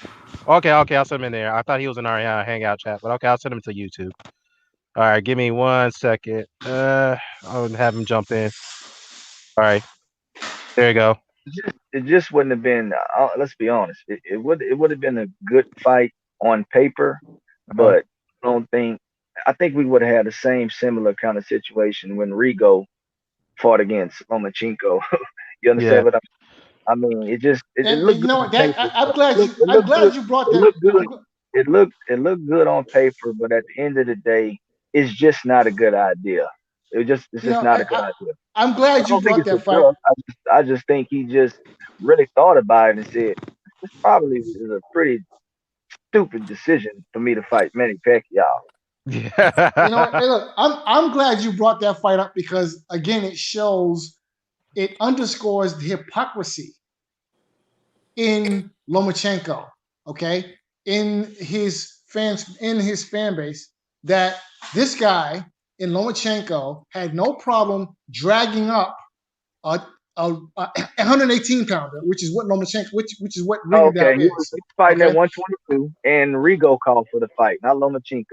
That's true. okay. Well, That's true. but again, the guy had no problem dragging Rigondeaux up 2 weight classes, but then he wants to call out Manny Pacquiao, and then when the fight is there to be made, refuses to fight. Well, Rigo, well, I mean, look, Rigo, the whole thing, it's really not his hypocrisy because Rigo called for the fight. Lomachenko didn't want to fight Rigo. Rigo kept begging for the fight. And then the public got involved in it. It became something of kind of a snowball effect. It built momentum. Well, Because at the end of the day, at the end of the day, I mean, well, listen, I wanted Rigo to win, but I whether don't or think not whether or not Lomachenko wanted to fight Rigondeaux or not is beside the point because, in fact, the fight happened. So if he fought Rigondeaux, that means he wanted the fight because he, in fact, took the fight. So what his intentions were not what we speculate about his intentions are beside the point. The facts are he actually took the fight. So Yeah. again, this is hypocrisy when you can drag up a guy 2 weight classes, but then you can't go up 2 weight classes to fight a Well, you guy. know what, Actually, fight you didn't have to doctor. go up weight Yeah, classes. but fight doctor. Hey, listen here, man. To be fair, look, I've been a critic of Lomachenko too. The way he handled the rig it out situation at that time. But I will say this though, I'm gonna call it a spade a spade. I'm gonna keep it. I'm gonna be fair and balanced on this one, even though I hate to use that word because that's Fox News' term. But I will say this: Lomachenko and Rigondeaux fight should have happened at 126 at featherweight. That fight was going to be made. And Guillermo Redan was playing a little hardball in that negotiation tactics. That is the fact. He was being a little bit, a diva in that situation. He wanted a rehydration clause and he wanted a rehydration limit that where he didn't want Lomachenko to rehydrate no more than a certain amount of weight into that fight. And Lomachenko agreed to that, and somehow, some reason, Rigondeaux backed out of that fight. That was supposed to happen at featherweight. And then as time went on and went on and went on, you could argue that Lomachenko was dragging out that process. I give you that, but you can also argue that Rigondeaux could have taken that fight before it got to that point where he had to go up to 132 weight classes to take the fight where he was much more slower than he normally is, and the fact that he took lesser of a pay than he would have gotten if he had took the fight initially. So you could say yes, Lomachenko played hardball afterwards, but it was Rigondeaux who kind of shot himself in the foot. He didn't take that fight earlier. What's going on, Halflo? Yo, can you hear me? Yeah, I can hear you, man. How you doing? I'm doing all right. I'm up here Yes, safe up in the mountains, bro. I hear Away you, from man. And I'm trying to know here. away from this COVID and all that. You I know, know. man. Be safe out there. You know how COVID is, especially in the rural Oh, areas, dude, man. I'm up here in the middle of nowhere. So I hear uh you. I hear you. So yeah, we're all debating about the Lomachenko and Lopez yeah, fight. I've been listening. I didn't even mean to come on. I just wanted to make a comment, and no disrespect to the fight doctor, I've been aware of you for quite a while. I'm sure you've never even heard of me, but that's kind of because I don't put myself out there like that. But all these other brothers on the phone, I'm sure can tell you who I am. Real quick, Apple, I want to apologize. I didn't mean to misconstrue what you were saying. No, Mr. Doc, no problem. I didn't mean to come on because like it's kind of late over here, but whatever, it's late everywhere. So, no disrespect to the fight doctor, but I mean, bro, I've been hearing you for years now, like since you were on the Boxing Voice and all that stuff, and people used to think you were 78. Of course, I knew you were not 78 because I know 78 quite well, and we talk quite often, so I could tell the difference, unlike some people. However, I will say that you do tend to display quite a bias against Lomachenko, and maybe that's because there are so many like Lomachenko like lovers. I'm not one of those guys. Like, I see all his faults just like you do.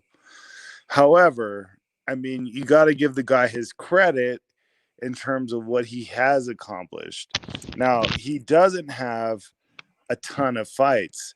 That's his biggest flaw, in my opinion. As somebody who came into the game late in his career, who spent a long time in the amateurs and then like the semi-pros with that whatever that boxing league he did was, and whatever that was, he did come in, and in just a few fights he did cause a ruckus, and he did show himself to be quite a good fighter. Now, am I picking him against Teofimo Lopez? Not necessarily, because I think Lomachenko's faults are: 1, chin; 2, no power; 3, he's getting old. So I think he will lose probably to Teofimo Lopez, because Teofimo Lopez seems to have the right recipe to beat him at this point in his career. Maybe not. That's what makes it an interesting fight. But if you just constantly just crap on Lomachenko and everything he's done, bro, I was at that Gary Russell fight with a bunch of fans that had never heard of Lomachenko. And I told them all, like, bro, like, don't sleep on this. This guy's probably going to win. They were laughing at me. By the end of the night, they were paying me dollars. So fight doctor, don't let your bias screw you up, man, because you're a good guy. I know that. Well, thank you. I appreciate that. And hopefully I'll get to hear more from you. Now, can I answer that? Go ahead. Of Go ahead, course. Go ahead, respond. Okay.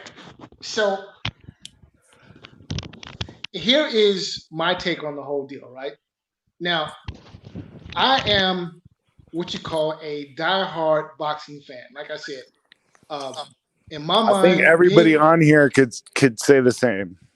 Okay, and if you guys feel the same way, then that only makes the conversation that much more better from my point of view.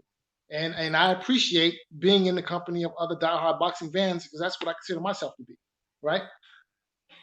So, like I said, in my mind, being a diehard boxing fan is sort of like being married to a $2 whore, right? Yeah, I see that analogy. But... Okay, and part of that right is She's looking at you. Doctor. She's looking at you, fight doctor. She's like, why are you calling me a $2 whore?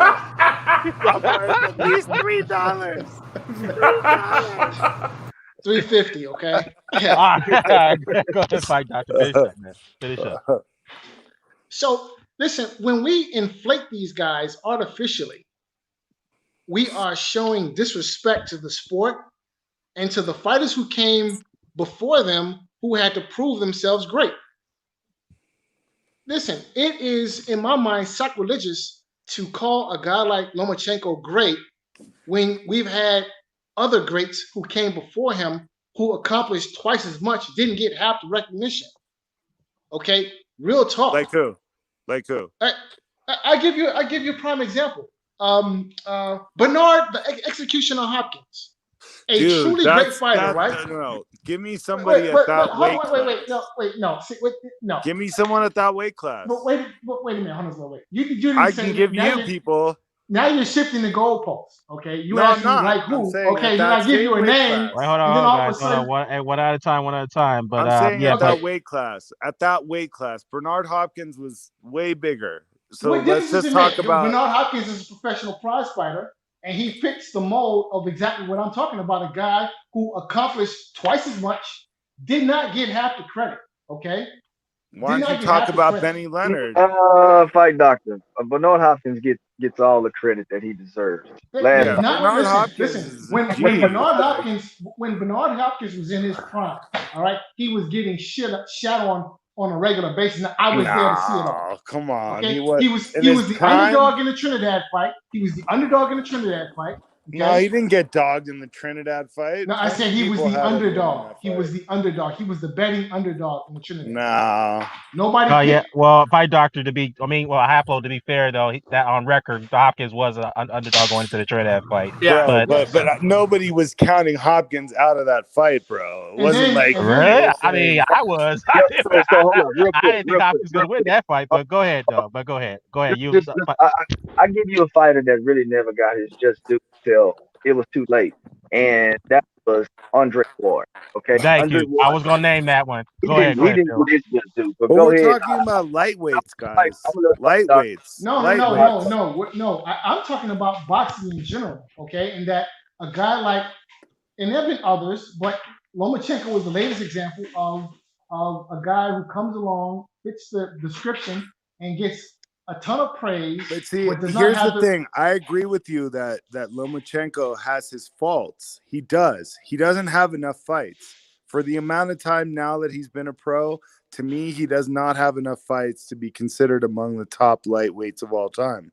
However, if you're going to talk about Bernard Hopkins as, an example, you might as well talk about Benny Leonard, who also lost his first fight, who was a lightweight, and ended up being a lightweight champion for 20 years. Yep. What about Roberto Duran, who had a string of knockout wins at lightweight, who dominated that weight class? And many people say Loma, and Duran doesn't really he gets recognition as kind of somewhat universally the greatest lightweight of all time to some people's eyes. But how about Joe Gans? There you go, the young master. There you go, the old master. The old master. Yeah, the old master. The young master, the old master. Hold on. Just real quick to clear up something with everybody. I don't think anybody on here right now is saying Lomachenko is great today. You understand what I'm saying? I don't think nobody said. Well, to be fair, Phil, there are people saying that. I think what he's done within a few fights has been pretty impressive. I'm talking about on this chat right here, right now. Oh, okay. Out of Dan the Man, Mr. Doc, myself, Fight Doctor, and Hypo. I don't think any of us saying that Lomo is great today.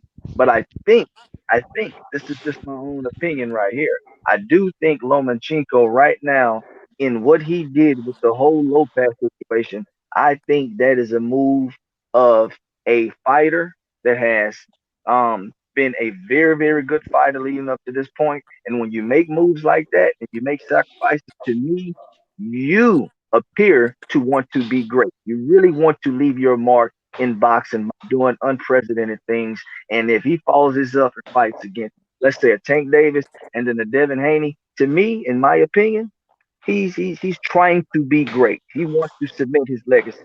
That's just the way I feel about it. And you can think anything you want to think about him as a fighter today, but he has accomplished a whole lot in a small period of time, and he's making all the right moves.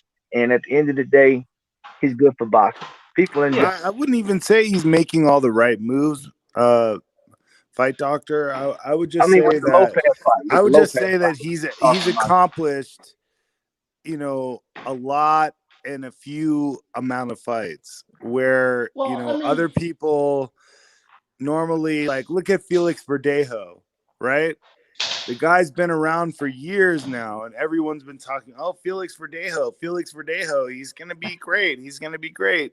But he hasn't stepped up to the plate where, you got Lomachenko, who's got wins over Gary Russell Jr., the Axeman, and several Rigondeaux. other good fighters. You know, you can criticize him in a way because he's hasn't had enough volume. He's sort of, you know, taken the star route where like you get 1 or 2 fights a year, which is BS to me. Like, you know, the guys who I like from history all have like 20, 30 fights a year, at least for a couple of years. You know, like Lomachenko doesn't stack up to your Durans and your Benny Leonards and your Ike Williams and your Casaneris and your, you know, those kind of guys. Hank Armstrongs. I mean, the list goes I on. mean, you know, at the end of the day, the best way you can describe Lomachenko's career right now is super duper efficient. Okay, he's done as much as he can do in the amount of fights that he's had. Now, don't get me wrong. Of course, we want him to make other fights that could possibly be made, such as the Devin Haney's and the Tank Davises. We want him to make those fights. But I think leading up into this point, with the volume that he has, I think he has been very, very efficient. Okay, as far as just accomplishment, and that's just my opinion on it. Yeah. Well, he has been efficient. He has been. Yeah, he has That's been true. efficient. But efficient at the expense of greatness, because when you say efficient, I think what you mean is economical. No, I'm not saying economical. I'm just saying that the guys that he's fought, the belts that he's earned, and the way he came into the division, wanting to be the best in the division, stepping up and taking the title taking a title shot right away, not half stepping. To me, that's efficiency. That's not economic. To me, But that is. you already said he didn't fight Devin Haney and Gervonta Davis and all I these mean, other let's guys. hold up, That's but let's be honest, economical to me. That's no, hold economical up. because Hype low. Hold up. First and foremost, Devin Haney has not even been a champion very long. He's already been stripped of the belt once. Okay, they gave it back to him. And then when you talk about Tank, that's not Lomachenko's fault. Tank Davis hadn't fought anybody at all. And if see, anybody, now I got you defending Lomachenko. Hold up. No, I got you defending Lomachenko. No. You know, I'm not defending Lomachenko. Oh yeah, you are. Let me speak. No, that's Phil Haplo. That's not. That's Phil. That's not fight doctor, brother. But go ahead. Okay, I'm sorry. Yeah. Let me speak. I'm not defending him. I'm standing on the same stance I've been on since I got on the chat. So for me personally, I mean, at the end of the day, Tank Davis to me is the guy that's highly overrated. And as far as I'm concerned, Devin Haney at this point is also highly overrated because these guys hadn't fought against anybody noteworthy. Okay, but Phil, these are the guys who are there right now that he can take out right now. Now, do you think Ike Williams? Do you think Ike Williams would be waiting to take those guys out, or do you think he would have taken them out by now? Hyplo, do you think? Let me ask you a question. I know for a fact that Lomachenko's been calling for the Tank fight. He's been wanting to fight for a very long time. Everybody's been calling for everybody since COVID came out. Holyfield's been calling for freaking another fight with Lennox Lewis. Like everybody's calling for everybody, but when the time comes to fight, wait, hold up, Phil. Let's go to finish. Hang on. When the time comes to fight, they don't take it. Look at this Teofimo versus Lomachenko fight. Like that almost didn't happen. They were both calling each other out. Like, you know, it's all bluster. It's bluster, bro. But guys, the Tank fight, Floyd shut that down way before the pandemic or any of that. Yeah, let me handle this. Go ahead, Phil. Exactly. Floyd shut down the Tank fight way before any of this stuff even got started. I mean, at the end of the day, Lomachenko has been calling to fight Tank since I could remember. I mean, and Floyd was like, nah, because Floyd knows better than to put his fighter in there with somebody that's hungry, and his fighter barely can make fucking weight, and is not taking his career serious. Okay, so I mean, at the end of the day, Lomachenko wants Tank. Okay, I don't think Tank wants Lomachenko at this very point. We all know Floyd shut that fight down. Now the Devin Haney situation is a bit different. Okay, I will say that. I will say, to me, I don't know the details in this, but it doesn't look good from Lomachenko's side. Let me say that, if I'm just being quite honest. But when we talk about these fighters and we talk about how good they are, A lot Lomachenko, of things don't look good from Lomachenko's standpoint. Lomachenko right now is the man at 135 pounds, and he's the man at 130 Why is pounds he the man? Why? because it's accomplishments. Is Why? why because the guys he's fought, what he's How many accomplished. belts he got? Right now, he has 3 belts, Okay, so why doesn't he get the excluding the undisputed? franchise, whatever. Excluding the franchise with the WBC, that whole debacle. Well, forget about the franchise. Well, wait a minute. Why- But wait a minute. Didn't Lomachenko give up a belt The to WBC. Yeah, the yeah? Didn't WBC he? belt. Didn't he That's the drop his franchise. WBC? For the Right? Didn't he franchise. drop his WBC He belt doesn't have so that 3 Lomo belts. He has so that 2 belts. right? He But Yeah, did didn't he two drop? belts and a designation from the WBC. I guess. Yeah, Right, two so- belts plus. Yeah, he has the 2 belts and designation for the WBC, and then he has the ring belt. So technically, he has 2 alphabet belts. Yeah. So go ahead. So right, so the didn't he ring drop belt his doesn't WBC mean belt? anything. Yeah, it doesn't ring that much. Yeah, but go ahead. Go ahead, Fight Doctor. Go ahead. Right, didn't Lomachenko drop his WBC belt so Not- that he wouldn't have to fight Yes. Devin Haney to go Well, ahead and fight the likes of yes. Luke Campbell? Yeah, I mean, that's technically, not a yes. good look. Yeah, I just said that, like, doctor. I don't know you listen. Yeah, I'm just saying, but that's not a good look, though. I mean, so I you're just- saying this guy is the man That's at horrible 130 and look. 135, Right. which I mean, I'm not quite sure that that's true. like, doctor, you know how you can tell you know how you can tell when you're the man. Let me tell you how you can tell when you're the man. When everybody in that division is calling. No. Let me tell you how you can tell Wait, someone. Wait, is a hold man. up, Flo. Let Phil finish. Then you come in and Apple. But go ahead, Phil. Finish up. This is how you can tell when you're the man in the division. When you don't have to call anybody out, but everybody's calling for you. You don't see Tank calling for Haney. You don't see Haney calling for Tank. You don't see any of That's that. You your hold up, 1 second. definition, bro. Okay, All hold right, on. so I have an answer to that. Hold up. Wait a second. You know how you can really tell you're the man? Can I finish? Well, Can I finish? let me just say how you can really tell you're the man. High flow. Let me finish. The way that you can tell you're the man is Hold like up. Terrence Crawford at 140 Right. when you get all 4 belts. That's how you can tell you're the man. Fair enough. Okay. That's a good point, Apple. But go ahead, Phil. You want to finish up? Then you can finish up your statement after Phil. Go ahead. Let me finish up. Okay. So now, with that being said, this is how you know that you're the man at the division. When everybody's calling to fight you, and you don't have to open up your mouth to want to fight anybody, because at the end of the day, they know if they beat you, they become the new top dog in that division. I understand undisputed and all that other kind of stuff is a big deal. I got that. I'm not talking about it from that angle. Do you really? I'm talking about high flow, man. Please, dog. Jesus Christ. Go ahead, Phil. Finish up, man. Go ahead.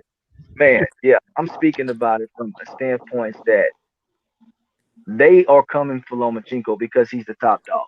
And that's just a consensus, man. And at the end of the day, he's consensus on most people top 5 pound for pound in the world. Tank Davis isn't. Devin Haney isn't. All these other guys, they're not. It's Yeah, Lomachenko. Terrence Crawford is And that's pound just for is what pound. it is. All I right, said go ahead, Apple. Go ahead, top Apple. five. Go ahead. Yeah, all right, go ahead. Good, Phil. Go ahead, Apple. You want to go ahead and respond? Yeah, I think, look, I'm a Lomachenko fan. I like Lomachenko. I'm not like Fight Doctor. Fight Doctor seems to like, I mean, I don't want to speak for him, but he seems to not like Lomachenko.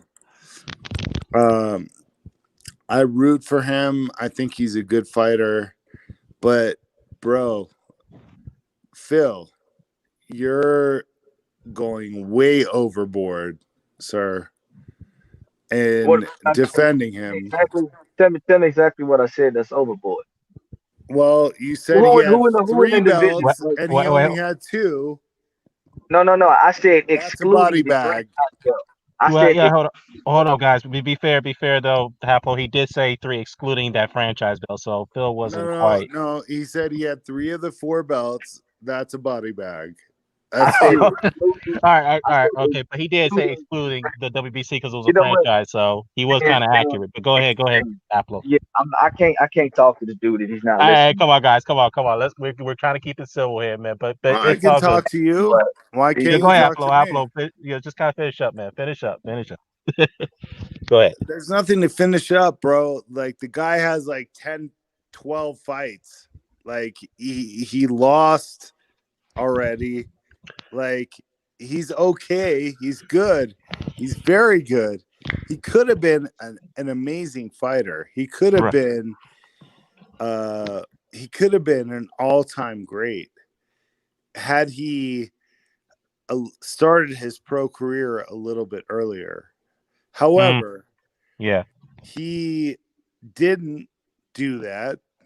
And so it's like, just like anybody else, like I could say Aaron Pryor may have beat Sugar Ray Leonard if they had fought at 147 pounds in their primes. You know, I might say that Aaron Pryor might win that fight. But right. I might say that, but I can't say that because Aaron Pryor never stepped up to the fucking plate. Yeah, that's a good point. That's a good point. But go ahead, Phil. You want? Can I ask you a question? My question for you is, okay, and it's a simple answer. Who in 130 pounds or 135 pounds is has accomplished more than Lomachenko in the amount of time that he has? And who do you honestly think can really just come out and just officially say, okay, this guy's better than Lomachenko? You tell me, and I'm listening. Now, see where you are creating a caveat there is just a question, in brother. the amount of time. In the amount of time that. Oh, wait, hold on. Phil, come on. Let how I play. Kind of answer the question. Go ahead. Yeah, go ahead. In the amount of time that Lomachenko did what he did, Ike Williams had 30 or 40 fights in a year. Benny Leonard had 47 fights in a year. I'm sorry, not 47, 37 fights in a year. Okay, so what are you talking about? Are we talking? Are we asking historically, or are we asking about lightweights I'm talking about right now? No, I'm talking about right now. Who? Oh, okay. So you're not talking about historical. So wait, can I No, let Haplo. In your opinion, who's the best lightweight right now in the world? I don't know. We're about to find out when Teofimo. I believe Teofimo will probably knock out Lomachenko. Okay, so that's fair enough. So that we got that cleared up, Phil. So that basically what Hoplo was trying to answer is that he thought you asked a question on an historical text, not like in today's. No. I said. You want to talk about Joe Gans? I said. Hold on 1 second. I said ahead, who division? I said who in division at 130 or 135 pounds right now? Okay, I'm talking about 135 because it's lightweight. I got that. Let me finish. I gave ahead, two. I gave 130, 135 pounds. Who right now is better and has accomplished as much as Lomachenko right now? Nobody. True. I will say this though. Okay, so wait, I can answer that. Well, hold up, doctor. Hold up. Let me comment on that. Go ahead, Phil. Go ahead. Let me say something real quick. I'm not inflating anything. I'm just calling it what it is. And there's nobody that you can name right now that is just a for sure win over Lomachenko. Right now, anybody that he steps into the ring with, Lomachenko is going to be the favorite, or it's going to be a 50-50 fight. Wait, I can answer that. Until he loses, Lomachenko is the guy. I tell you. Well, wait, I can answer that. Well, hold on. Let my doctor get in. The three reasons. Hang on. Okay. Haplo, real quick, and then Fight Doctor. Okay, Sorry, go ahead, Fight Haplo. Doctor. Go ahead, Haplo. I don't want to interrupt you. I'm sorry, bro. It's all good, man. Go ahead, Haplo. Then Fight Doctor, you get back in after Haplo. Go ahead. Okay. 1, no power. Number 2, bad chin. Number 3, getting old. Those are the 3 reasons why Lomachenko will eventually lose to somebody. Chin, no power, and being old. But is he the best right now, Haplotype? Exactly. So here, I can answer that. I can answer that. So there are 3 names right now of guys who I would pick to beat Lomachenko right now. All right, Devin Haney. What does he accomplish, Fight Doctor? If you're gonna say hold on a second. Wait. So we're gonna get to the accomplishments in a minute. All right, we're gonna get to the. Let me deconstruct the argument piece by wonderful piece. All right. So first, Devin Haney. So 3 names that I would pick right now to beat Lomachenko: Devin Haney, Gervonta Davis, and Shakur Stevenson. I'm not sure about Gervonta Stevenson, Davis because Shakur Stevenson. All right, those 3 guys. Gervonta Davis is not disciplined enough. I agree with Haplo on that one, but let me just say this though, to kind of bring this down back to the middle. From a ranking standpoint, Vasyl Lomachenko is the number 1 guy at 135. But does that make him the man right now? No, because there's other fighters right now that he still has to beat to be considered the universally recognized champion, which is the lineal championship. So once you gain that status, you are recognized. So if he does that, which in other words, clean out like Crawford did at 140, or like what Usyk did at cruiserweight, that's to Haplo's point, then he's considered the man. Now to Phil's point, Lomachenko did more of the body work. Kind of like similar to what Joshua's done at heavyweight. He's done more of the body work. So by that standard, even though he still has fighters left to fight there, he's rated number 1. So that's to Phil's point. So I just want to say you guys are both right in that angle. So I just wanted to point that out. That's well put. Another point I wanted to make in terms of Lomachenko's accomplishments. Dan the man is very diplomatic. I know that's how I am because I know I like you both. Oh, we got Mark over here, man. But go ahead. Come on, go ahead, Dan the man. Make a fucking prediction. It's all good, brother. So another point that needs to be made in terms of Lomachenko's accomplishments that his his supporters seem to conveniently ignore is the fact that Lomachenko has a loss. Unlike Devin Haney, unlike Gervonta Davis, unlike Shakur Stevenson. I don't hear that loss. So, he lost the loss, man. But go ahead, Fight Doctor. Wait a minute. But it don't define you may not hear that loss. However, that loss is a fact of the matter. He did lose. And Salido he did lose. And he lost to a guy who had 12 losses at the time. So I don't care about a loss. Well, you may not, but the rest of us do. Okay, the rest of us do. All right, the rest of us do. Wow. Right, and that's how that works. Losses count. Unfortunately, for the Lomachenko crowd, losses count.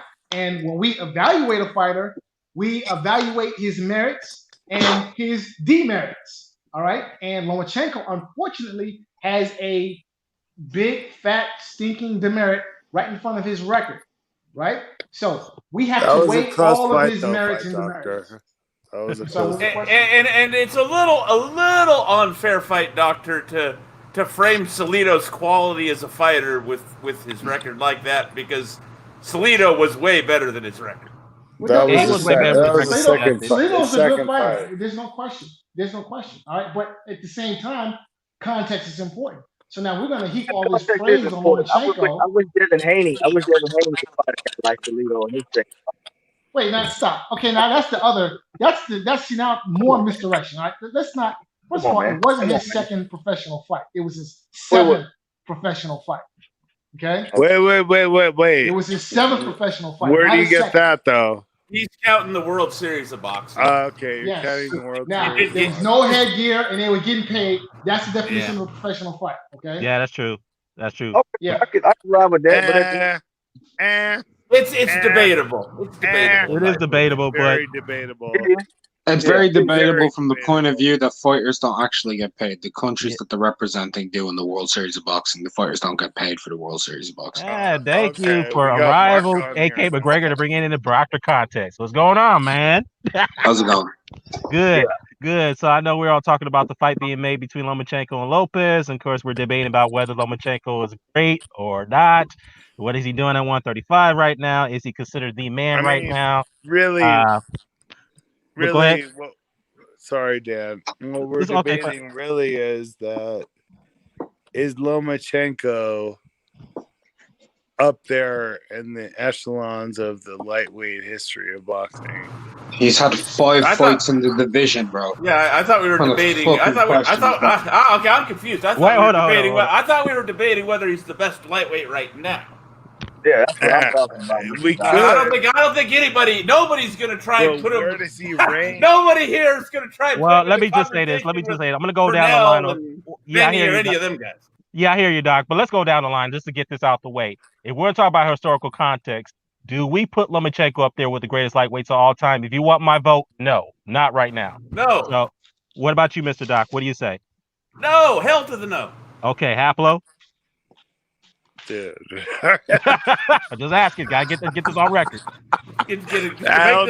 Settle this real quickly. All right, no, okay, Phil. Uh-huh. No, hell no. No, Double okay. hell no. Fight Doctor. Yeah, that's what you call ridiculous blow. Okay, and McGregor. All right. Right. No, what the fuck? Well, I wanted to get that on Oh record. my God! An entire panel agreed on something. Thank you. That's my whole point why I wanted to get this on record on down the line, Mr. Doc. Now, let's look about him being number one currently. Do we agree he's the number one lightweight right now? My answer is yes. Now, Mr. Doc, do you think he's the number one lightweight right now? Yes or no? I say okay. yes. Phil. Yes, absolutely. All right. Haplo. No. Okay. Fair enough. All right. Fight Doctor. Yeah, I mean, I think based on his body of work, I wouldn't argue against it. Would I say that there's a wide, there's a big gap between him and the number 2 guy? No. Okay. But, in terms of his body of work. So, Fight Doctor, hold up. I'll let you kind of give your explanation a little bit. But so right now you say yes, he is, right? Okay. Yeah. Okay. Unrivaled. Someone has to prove otherwise. Okay, so it's kind of like you agree with Haplo type. So I want to start with Haplo. So why do you think he's not the number one lightweight right now? Because I think Teofimo Lopez is gonna beat the shit out of fucking Loma. Well, until then. Here's why. Here's why. Okay, go ahead. Because I think Loma has 3 faults. Number 1, chin. Number 2, power. Number 3, youth. Uh-huh. I think if Teofimo were to face the Loma who fought, 5-6 years ago, I think he would lose. But I think Teofimo is going to beat Loma because he's got a bad chin. Right. He's got a limited amount of power. I'm not saying he has no power. He has enough power to make somebody quit on their stool, but he doesn't have enough power to, make somebody, unconscious. Right. Hey, I got a question, Number man. 3. No, I gotta hang on. Hold on, Just let me finish. Just let me finish. Just let me finish. And 3, youth.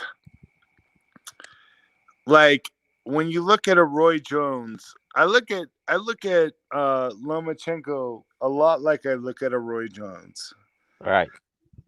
Where, Roy Jones had the athletic ability, but that goes hand in hand with youth. As you get older, that athletic ability fades. And so, therefore, I say Teofimo is going to beat him with the pressure, the power, and all that stuff. I mean, it's like a perfect storm of everything that's wrong for Lomachenko. Teofimo Lopez is going to beat Lomachenko. Let me ask you a quick question. And maybe let me see. We got 6 people on the panel, excluding we're 5 people on the panel. All right, okay, Phil. Yeah, so My will you go ahead and question. finish up, Phil? Wait. We didn't get to Mark yet. Yeah, I was Go going to say ahead, that. I was Mark. going to get to him. Yeah, I was going to get to him, and I know Phil wanted to ask a question. Then I'll get to Mark real quick. Yeah, let me just ask a quick question. I just heard Hyflo talk about Lomachenko's chin. Can somebody help me? Maybe I missed this fight, but like, did he get stopped or something somewhere along the No, he line? was dropped against Jorge He got knocked the Linares. fuck down by fucking Hold Linares, on, and one who's a sec. Hold on, feather-fisted guy. one sec. I Wait, what? would call Lars a fan-fisted guy, Oh, but go ahead, Phil. I would. let me finish my question. Did he get stopped somewhere like along his career and I just missed it? Like, I Bro, mean, I he don't know. lost to fucking Salido, and he Ken, got what does knocked that have to do down with by it? fucking Oh, Linares. no, Dan, has Lomachenko ever been stopped? No, I mean, look. Let me say this. I would argue. Let me just say this. I mean, Salido hit the guy with some bombs in their fight, so I mean, he took his best shots. I'm just keeping it real. So if you're able to take those shots, He lost. he did lose. But I'm just saying though, he didn't get close to get knocked out though. That's what I'm just saying. So I'm just maybe he got stopped or something. I just missed it. all right, fair enough. But go ahead, Mark. You go ahead, McGregor. You want to say something? No, apparently it was going to go to me. I don't know what about though. Oh, but yeah, well, I want to ask you though. You said that well, the reason why I wanted to go to you We because were all you saying kind who of we thought. you agree me with Haplo that Lomachenko is not the number one guy at 135. Oh no! I think he is. I said Oh. what I said was until somebody proves otherwise. Oh, okay, my bad. Yeah, My bad. you need to prove that the dude's been but through. we were saying, well, we were analyzing. Apple, Mark. let me say what I'm saying. Okay. And then you can, yeah. The dude's been a 3-belt Unified champion, now 2-belt, but he's also Ring Magazine. I mean, come on. Yeah, he's got a good body of work, despite the the politics behind it, but he still got the body of work, so you got to give him credit for that. Well, so, the politics behind it takes it down from what it was. Right. You know? Right. I agree with that. So let he me ask is the you this. Ring Magazine champion, beat Linares for it, who was the Ring Magazine champion. Right. Well, now let me ask you this quickly. Now that the fight has been officially made, October 6th, who are you picking to win this fight? Well, firstly, the fight isn't officially made. They've agreed a deal. Let's be real on this. It's not official because they even said the contract hasn't been signed until tomorrow. That's in the ESPN article. Well, I guess I'm wrong there because I think he reported it's been signed. Who are you picking if it is? Lomachenko. Okay. Fair enough. It's truly a 50-50 fight, in my opinion. You could slight the advantage of either one of the fighters. Now, why do you think Lomachenko's going to win it? Well, we've heard the terms chin, right? Yeah. We've heard the terms chin. We've heard the terms youth. We've heard the use power, right? So I would like to say Philly Shell versus Southpaw. Don't like it because he's not that well versed in it. Secondly, feet setting. Teofimo needs to set his feet. Loma's always moving. Right. Thirdly, experience. Man, you sound like me, McGregor, and we don't agree on a bunch, but we agree on this one. Who has more pro fights? McGregor. I mean, more pro fights. Teofimo has more pro fights. Who's had more world title fights? Lomachenko. Good point. Yeah, I mean, let me just say this. So I guess I kind of could sum up who's going to favor who. So me and Haplo agree that Teofimo may win the fight. Fight doctor agree on it. You, Phil, and McGregor, you and Phil and Mr. Doc think that Lomachenko's going to win it. So we're kind of split on this one. So this is truly a 50-50 split on this one. And like I said, I may change my mind closer to the fight, but right now I got Lomachenko without a doubt. Wait, who's that talking? Oh, that's Phil. Yeah, that's Phil. Bro, you're riding the fence, bro. Pick somebody. No, I'm not. I did pick no, you somebody. picked Lomachenko, man. You picked Lomachenko. He reserved the right to change his mind if something happened. Yeah, I pick Lomachenko. Right now, I'm rolling with Lomachenko. Bro, Man. Lomachenko gets knocked down. He doesn't have power. He's great. I love Lomachenko. You see, this is the thing with people and fighters. They want to back somebody who they love. Like, everybody loves Lomachenko. We all love Lomachenko, but he's getting old. He's got how many fights as a pro? Haplo, I got to tell you, I don't love Lomachenko, bro. I don't love Lomachenko. I can't stand You Lomachenko. may not, but I'm gonna be people honest with do you. love I don't. Lomachenko. Yeah, I can't stand him. People do love Lomachenko. Yeah, there are some people that love Lomachenko. To be fair Listen, to have listen, There guy, are. can I chime in for just 2 seconds? All right, go ahead, Fire Doctor. Go ahead. Yeah. Okay. Look, the guy is must see TV. Now, as much as I might criticize Lomachenko's record, his record as a fighter, he's a terrific fighter, and he puts on entertaining fights. Being honest, okay. So I really don't have any problem with Lomachenko as a fighter. What I have a problem with is how he is overrated, how he receives all of this praise, how he's the best thing since sliced bread, but the resume does not reflect as much, in my opinion. But does his resume reflect as much as everybody else in the division? Is the real question. Okay, well, No, but you have to look and it see doesn't. who's in the division. I mean, so who's in his division? You have What are you talking about? Who Let's sum it up. reflects? all right, but who's in who? his division? Who's in Lomachenko's division? The next 3 Are you names in his talking division. about right now or historically? Right now. Right Talking now. about right now. All right, right now. Well, right now, who's in his division are Teofimo There are guys Lopez. that have more fights than him, more wins than him, more knockouts than him. Well, that's in true, his but division right now. yeah, but that's true though. But who has more title fights and title wins than he does in that division? That's the question. Well, more importantly, who are those? He has wins more and knockouts and title fights than he does. Well, he doesn't have those knockouts at 135, but that's besides the point. But to your point, overall point, McGregor, yeah, I see what you're saying. But go ahead. Who are those knockouts against though? Yeah, I mean, not even. Look, this is my deal right here. Okay, let's be honest. Okay, Lomachenko. Felix Verdejo has a better record than Lomachenko. On paper, yeah, but against two. He lost to a motorcycle. He lost to his own motorcycle. Come on, man. Go to Paul Williams. What are you trying to say? He lost to his own motorcycle too, but what's that got to do with it? Where did Paul Williams come from besides? Wait, I was going to ask. Wait, did you compare? You're trying to make jokes, but that's not a joke, bro. Because I made the motorcycle joke is why he brought up Paul Williams. That is not a joke. So, what? Look. Not a good joke. So let me say this. All right, so this is the deal right here. Now let's be honest about this right here. Okay, to me, who's overhyped is Devin Haney. Okay, I'm gonna just be blatant with it. I would have loved to see him fight against Lomachenko. Lomachenko did not handle that situation well at all. It looks fairly bad on his part, but at the end of the day, Devin Haney really didn't do anything to really earn that WBC belt. Okay, now if you just want to know my honest opinion about it, I think Lopez right now, okay, is a better fight than Devin Haney because Lopez actually fought an accomplished fighter, okay, in Comey, okay, and he won convincingly.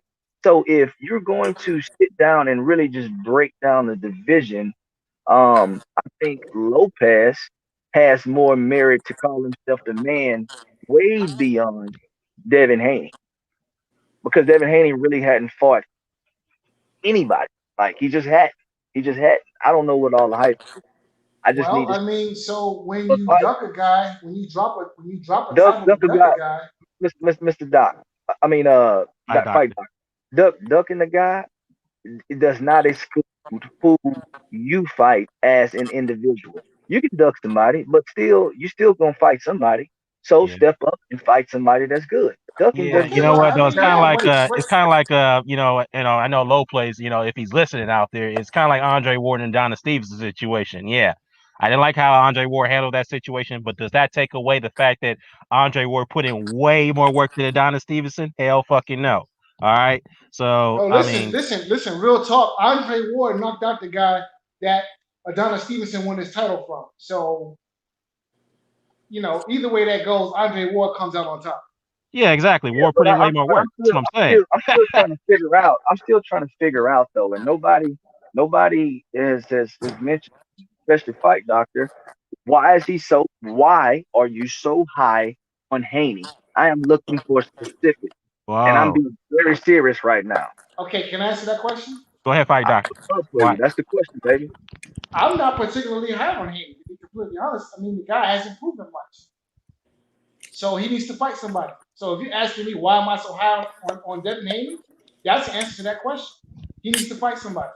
Yeah, well, Now, let me ask Phil a question about that. He could have fought Lomachenko, but Lomachenko decided to accept the WP. He decided to hide behind the skirt of the WBC. So I think that answers that question. Yeah, okay. Yeah, good. Okay, good enough, Fight Doctor. Let me ask you a question. Devin Haney is rumored to fight Javier Fortuna. Now, if he were to fight Fortuna and beat him, would that kind of be a little convincing that he's kind of like somewhat legit now at lightweight, Phil? Yeah, no, I do think that is a great fight. Okay. I'm happy. I'm happy he made that fight, or they made that fight, or whoever made that fight. That is a big time step up fight for Haney. So All right. yeah, exactly. But I mean, at the end of the day, the fight hadn't happened yet. So I only can judge him based on what he's done up until this point. Now, when I talk Lopez, I can say he's fought against, of course, Coleman. He earned. So, and then when I talk about Tank Davis, I mean, I'm not really impressed with him either because he lacks. We all know he's got a bunch of talent. So Right. I'm just giving these guys their props as they step up in competition and prove to me that they're worthy of the prop. Yeah. That's all I'm saying. Yeah. All right. So let me ask you this though. So let's kind of get off this a little bit because I got to get into I got to go on one little bit topic before I head off here. So as far as heavyweights is concerned, you guys know that Dillian White at the WBC has mandated the winner of the Wilder Fury third fight will have to fight Dillian White. There are no step aside involved. There are no interim fights, whatever you want to call it. The winner must fight Dillian White, no exception. So if let's say if Tyson Fury were to win that fight, obviously I expect him to beat Wilder. If he does win, how does that matchup between him and Dylan White fare up? I'm gonna go down the line. I'm gonna start with McGregor on this one. Wait, what was the question? I blanked out. The WBC had announced recently that Dillian White is mandated to fight the winner of Wilder and Fury. Now, if just say Tyson Fury, for example, if he were to win the fight against Wilder, which I expect him to do, and he's matched up against Dillian White, how do you see that playing out? I got Fury on points. Fury on points? Cool. Fury on points, yeah. Okay. All right, what about you, Mr. Doc? Yeah, I'd have to say Fury on points. All right, cool. Phil? Unless he shows up, at 350 pounds at the weigh-in or something. You know what I mean? Yeah. Then I might start changing my mind. Well, hey, he showed up at 278 and he beat down Wilder, so don't be surprised, man. Don't be surprised. But hey guys, just real quickly though, there's a guy named Big Dan who kind of coincidentally got my name too. He wants to jump on here real quickly because this live stream only allows 6 people. So does one of you want to drop off real quickly? I want to add you on, or how you guys It want to do allows it? more than 6 now. Oh, it does? It won't let me add them. So do I have to upgrade my stream or something? Oh, I don't know. I'll drop off. All right, McGregor. Thanks a lot, man. No, wait. Don't. Too late. I'll drop off. No, Hey, it's okay. what was He the dropped off question? already. No, All right, I let got him Big stay Dan on. in here.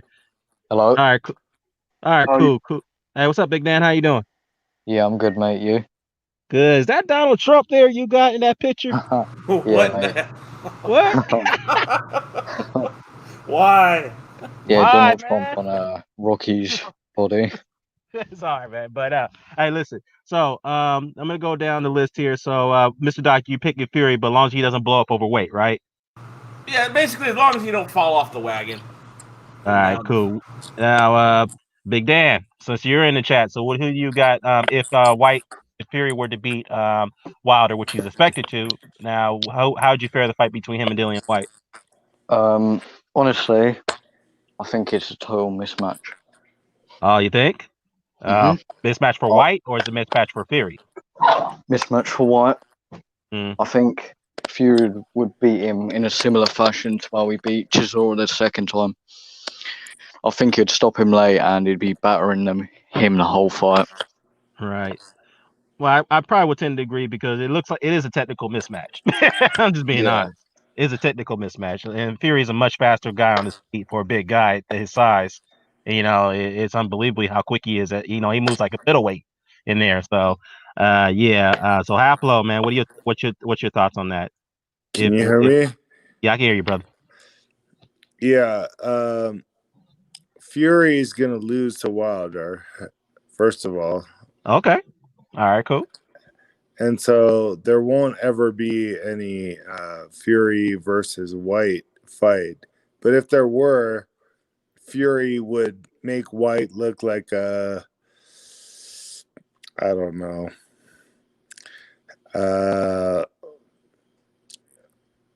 Ali versus what's his name? Berbick. No, not Berbick. No. You talking about that fight? Ali versus Berbick or Ali versus Ali early on in his career when he was Cassius Clay. Ernie Terrell? Ernie Terrell. Yeah, there you go. Okay. Yeah, I remember that fight vaguely. What's my name, fool? What's my name? Say my name. Yeah, go ahead. So look, man, let's be honest about this, okay? Uh-huh. I mean, at the end of the day, Fury and Dillian White to me is it's a good fight on paper, but Fury is going to embarrass Dillian White. I mean, Dillian is too slow on his feet, and I mean, at the end of the day, unless he comes in and he comes in phenomenal shape, which he hadn't been coming in phenomenal shape. Fury is going to embarrass this guy. And Fury has already said he wants to fight Dillian White before he retires. So it's gonna get ugly for Dillian White real quick, especially if he's not taking care of his body like all professional fighters should.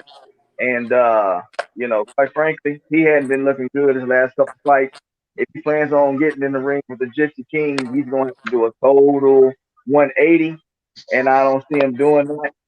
And right now, man, Fury's just getting better and better and better as he piles up his fights, and it is what it is. All right, cool, fair enough. Point taken. Fight Doctor, what do you take on it? If Fury is to get past Wilder in the rematch, and then the WBC, he's got to fight Dillian White right afterwards. If that were to come off, how do you see that fight play out between Dillian White and Tyson Fury? I have two words. Huh? Who cares? I mean, who cares? Listen, if the fight happens, and this is a big if, I would expect Fury to win that fight probably easily. But realistically, I'm fairly confident that fight won't happen. Or at least it won't happen next after the Wilder fight. I fully expect that if Fury beats Wilder, which I expect him to do, and if Joshua beats Pulev, which is I don't know that that's a lock, but if they both win their next fight, then I fully expect that they will meet each other sometime 2021, and that Fury will not fight Dillian White. That fight's not going to happen, at least not next. So, well, the WBC's has something to say about that because if he doesn't fight him, he will be stripped of his title. So, he'll still keep his linealship and his ring mag title, but other than that, he'll be to the WBC title. But we've seen the WBC, elevate guys to franchise champion before. That's true. He could be. At the end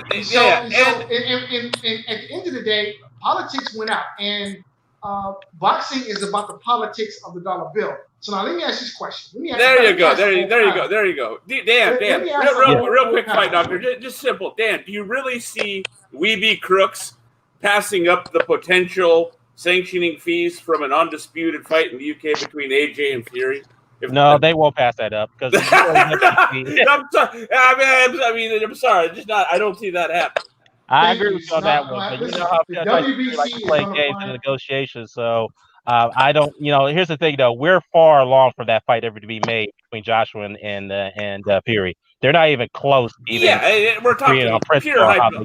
They're not even close right now. So at this point, if they were close to the finish line, the WBC would definitely make that exception. But there's no signs of them being to the finish line on this one. So at this point, listen, they can always pull the rule that WBC, as they always do, they pull some rule out of their ass at the last minute. They can always pull that unification trumps mandatory rule out of their ass. And then on top of that, the WBC has a rule which says that the board of directors or the board of governors, the board of governors, right, the consiglieres, okay, they all have to vote on enforcing the mandatory, right.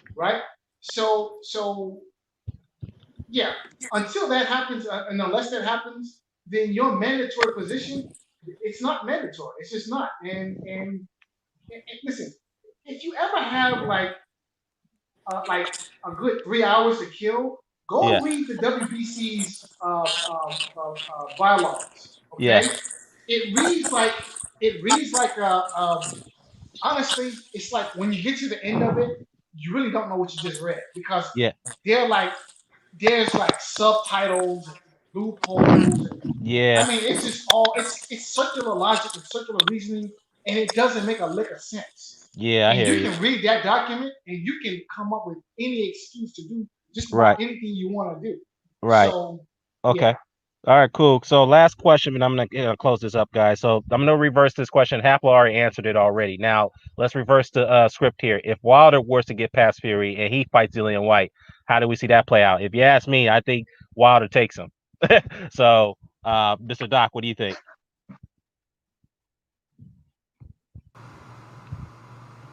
Yeah, I think Wilder gets to him eventually. Okay, cool. Gets to him eventually. About you, Phil? Man, I think Dillian White's gonna try to make it a good fight, but Wilder's gonna fucking stop that dude. Yeah. He's gonna stop. He's gonna stop. Yeah. He's gonna stop. But and Big Dan, what's up? What if it was reversed? If Wilder were to beat Fury, then he takes on Dillian White. How do you see that fight playing out? I don't know if you could call this controversial or not, but I think Wilder would stop him in the first round like he did to Brazil. Okay, yeah. You know what? And the thing is, too, just like Brazil, Wilder, I mean, even though, let me just be fair, Dillian is much more better of a technical fighter than Dominic Brazil, but he is just as slow as far as footwork is concerned, just as slow. Yeah.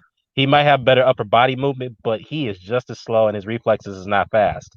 So, and he's a very clumsy fighter as well. Whenever he throws a right hand that's bigger, like a big right hand, he normally comes off balance. And I think Wilder would just counter him. So. Right. Yeah. I mean, look, the fight could be made either if Wilder loses to Fury, which we all expect he would lose. But then again, he could surprise us. He could surprise us and shock the world, like in the first time in his life where he goes against all odds and beat the man that nobody gave him a chance of beating it going into the third fight, given how the second fight was pretty one-sided. So, yeah. So good stuff, man. So Fight Doctor, what about you? Wilder versus White. If Wilder were to take on Dillian White, if he gets past Tyson Fury. Yeah, and if Wilder can find his way past Fury, then I think you would have to rightly regard him as the number one heavyweight in the world. I would favor him against anyone else. Yeah, fair enough. Yeah, man. So, I mean, I know that we've been hit by this COVID thing. It's kind of pushed a lot of things back, but hopefully if things do slow down a little bit, we should see a resurgence in boxing back in October, which I'm looking forward to. So other than that, guys, hey, I really, really thank you guys for coming on. It's been a long while. I've been trying to be consistent with these live hangouts. I keep calling it a hangout. Jesus Christ, live stream, but I really appreciate you guys, the panel. Big Dan, I know you came on just a moment ago, but I appreciate you coming on. I would like to have you on more often. For your insight, man. Hey, real quick, Big Dan, who you got in the Lomachenko Lopez fight? Who you got winning that one? Oh, that's a good fight. I've got Lomachenko by UD, but I could definitely see Lopez getting a knockout or a decision. So, yeah. Good stuff. I mean, yeah, we kind of like all divide on here because this is truly a 50-50 fight. So again, you could slightly favor Lomachenko like you did Big Dan, and then like me and Mr. Doc and I'm sorry, me and Fight Dr. Haplo, who was just on here moments ago, we slightly favor Lopez. So this fight can definitely go either way, and it's about 2 months away. So I'm very looking forward to it. Too bad it's not for the undisputed title because then that would have been made this fight a lot more significant, but Lomachenko had to go that franchise route. Well, let's not hang on. Let's not just put it all on Lomachenko. The WBC had a lot to do with that too. Yeah. Well, let me ask you this, Mr. Doctor. Do you think they kind of approached Lomachenko and say, "Hey, do you want to go the franchise route rather than go?" Hang on. What I mean is just them coming up with the franchise champion thing. Period. Right. Is like bullshit. Yeah. In other words, they gave a loophole for the fighters not to take on their mandatory. So yeah, which I agree with. And let me just say this though. I mean, I have defended the WBC in certain ways, but this is one of the bullshit things I cannot defend them on. You don't come up with a freaking loophole scheme for champions to duck out of mandatory fights, so that way they pass the buck on somebody else to take them on to wait for them to slow down. I don't like that shit. You know what I mean? That's bullshit. Why they come up with this franchise thing? I really don't like it. So. Let's put it past the WBC to actually consider this to be undisputed some kind of way, because they will do something that's just fucking ridiculous like that. Right. They will. Okay. All right, fair enough. But I know McGregor, I'm about to chop up, but McGregor, I wanted to ask you this question real quickly, man.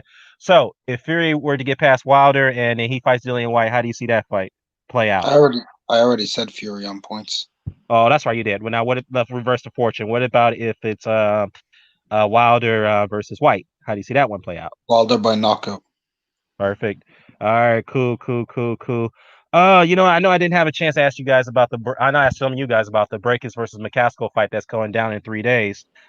So real quickly though, I will ask before I hang this up. So McGregor, that is a big undisputed fight. I mean, there's two different champions going up. McCaskill, who's a lineal and unified 140-pound champion. She's going up the weight class to fight Cecilia BRAEKHUS, who's been a long-reigning champion, undefeated for so many years.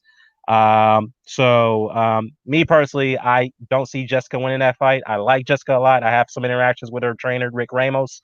But other than that, I wish them best of luck. But I think she's bitten off more than she could do going up against BRAEKHUS. How do you see that playing out? Cecilia is very elusive on the move. She has a great job and she's got genuine power. McCaskill very good when she gets inside. She's normally physically larger than a lot of her opponents, so she's able to get inside on them and beat them up. Problem is she doesn't have any of these advantages in this fight. Cecilia will either stop her late or beat her comprehensively on the cards. It's too much. It is too much. She's too large. She's got an amazing job. Right. Yeah, and I agree with that. Real quick, man. Cecilia, she's just better at every aspect when it comes to this particular fight. She's got the size, she's got the boxing ability, she's got the footwork, she's got every advantage that you can have going into this fight. I got her winning fairly easy. That's just my opinion. All right, fair enough. Yeah, I mean, again, the thing about just to kind of piggyback on your point, rival, is that Jessica, she's won most of her fights based off sheer physicality, and I don't think she could be physical against Cecilia, because Cecilia is big as it is already. She's been struggling to make 147 for quite some time now, and she still makes the weight somehow. So it's just that the weight disparity is going to be too vast, and I agree with McGregor on this one. I mean, it's going to be on points. Cecilia is not a knockout artist. We know that, but she's going to really, really dance around Jessica. She does have power, though. She does. She's shown it. There's times where she has shown it, but normally she just toys with her opponents. 1-2, 1-2, jab, right. turn, jab to pivot, turn, jab. Right. So, in other words, unless you force her to a fight, she will be, starting to put, load up on her shots more. I mean, that's true. She did that with Sophia Mathis. She stopped her because, Sophia Mathis is trying to force the fight to her, and that was a bad mistake. So, yeah, I agree with that. So, Big Dan, I'm not sure if you watch women's boxing, but if you do, what's your take on that fight, and how do you see that playing out? Big Dan. Oh, he just jumped out. All right. That question. Yeah, that was quick. All right, guys. But again, I really appreciate y'all for coming on, man. I need to be consistent with these live streams. I've been saying it quite often, but I will be on this almost every day now, even though we're in the middle of a lockdown. So, to an extent, but fights are still happening, so there's no excuse there. So I'll be doing more commentating like I knew you normally do. But hey, McGregor, long time talking to you, man. But I'm glad to see you on here, man. You should come in more often. Doc, it's always a pleasure, man. Fight Doctor, Big Dan, a newcomer in here. Haplo, always a pleasure. Phil, I know Phil just jumped out, so shout out to Phil. In the chat, shout out to Blood, Retro Boxing and Documentaries. Great channel, man. Look, Blood's been doing a lot of trivias as of late. I suggest you guys, everybody, look at that and look at those videos. Good and very insightful. Shout out to Blood. Joe, shout out to Joe in the UK. Later, bro. Shout out to a lot of you guys that came in today as usual. Smoke, D-Style came in here. D-Style, I do owe you a hangout. I mean, a live stream, so I'm going to jump on your channel tomorrow, man. We'll chop it up. Brandon Ray, he came in here momentarily. Kurt Anderson, as Kurt Sugar, shout out to him. EJ was here months ago. I'm biased. I know you guys live stream going on. Intangible, shout out to him. So other than that, guys, I'm out of here. And to the rest of you guys, I'll catch up with you guys later. Peace. All right. All right. Peace. Peace. Thank you. To the next go round. All right. Next go round indeed. Take care. Bye.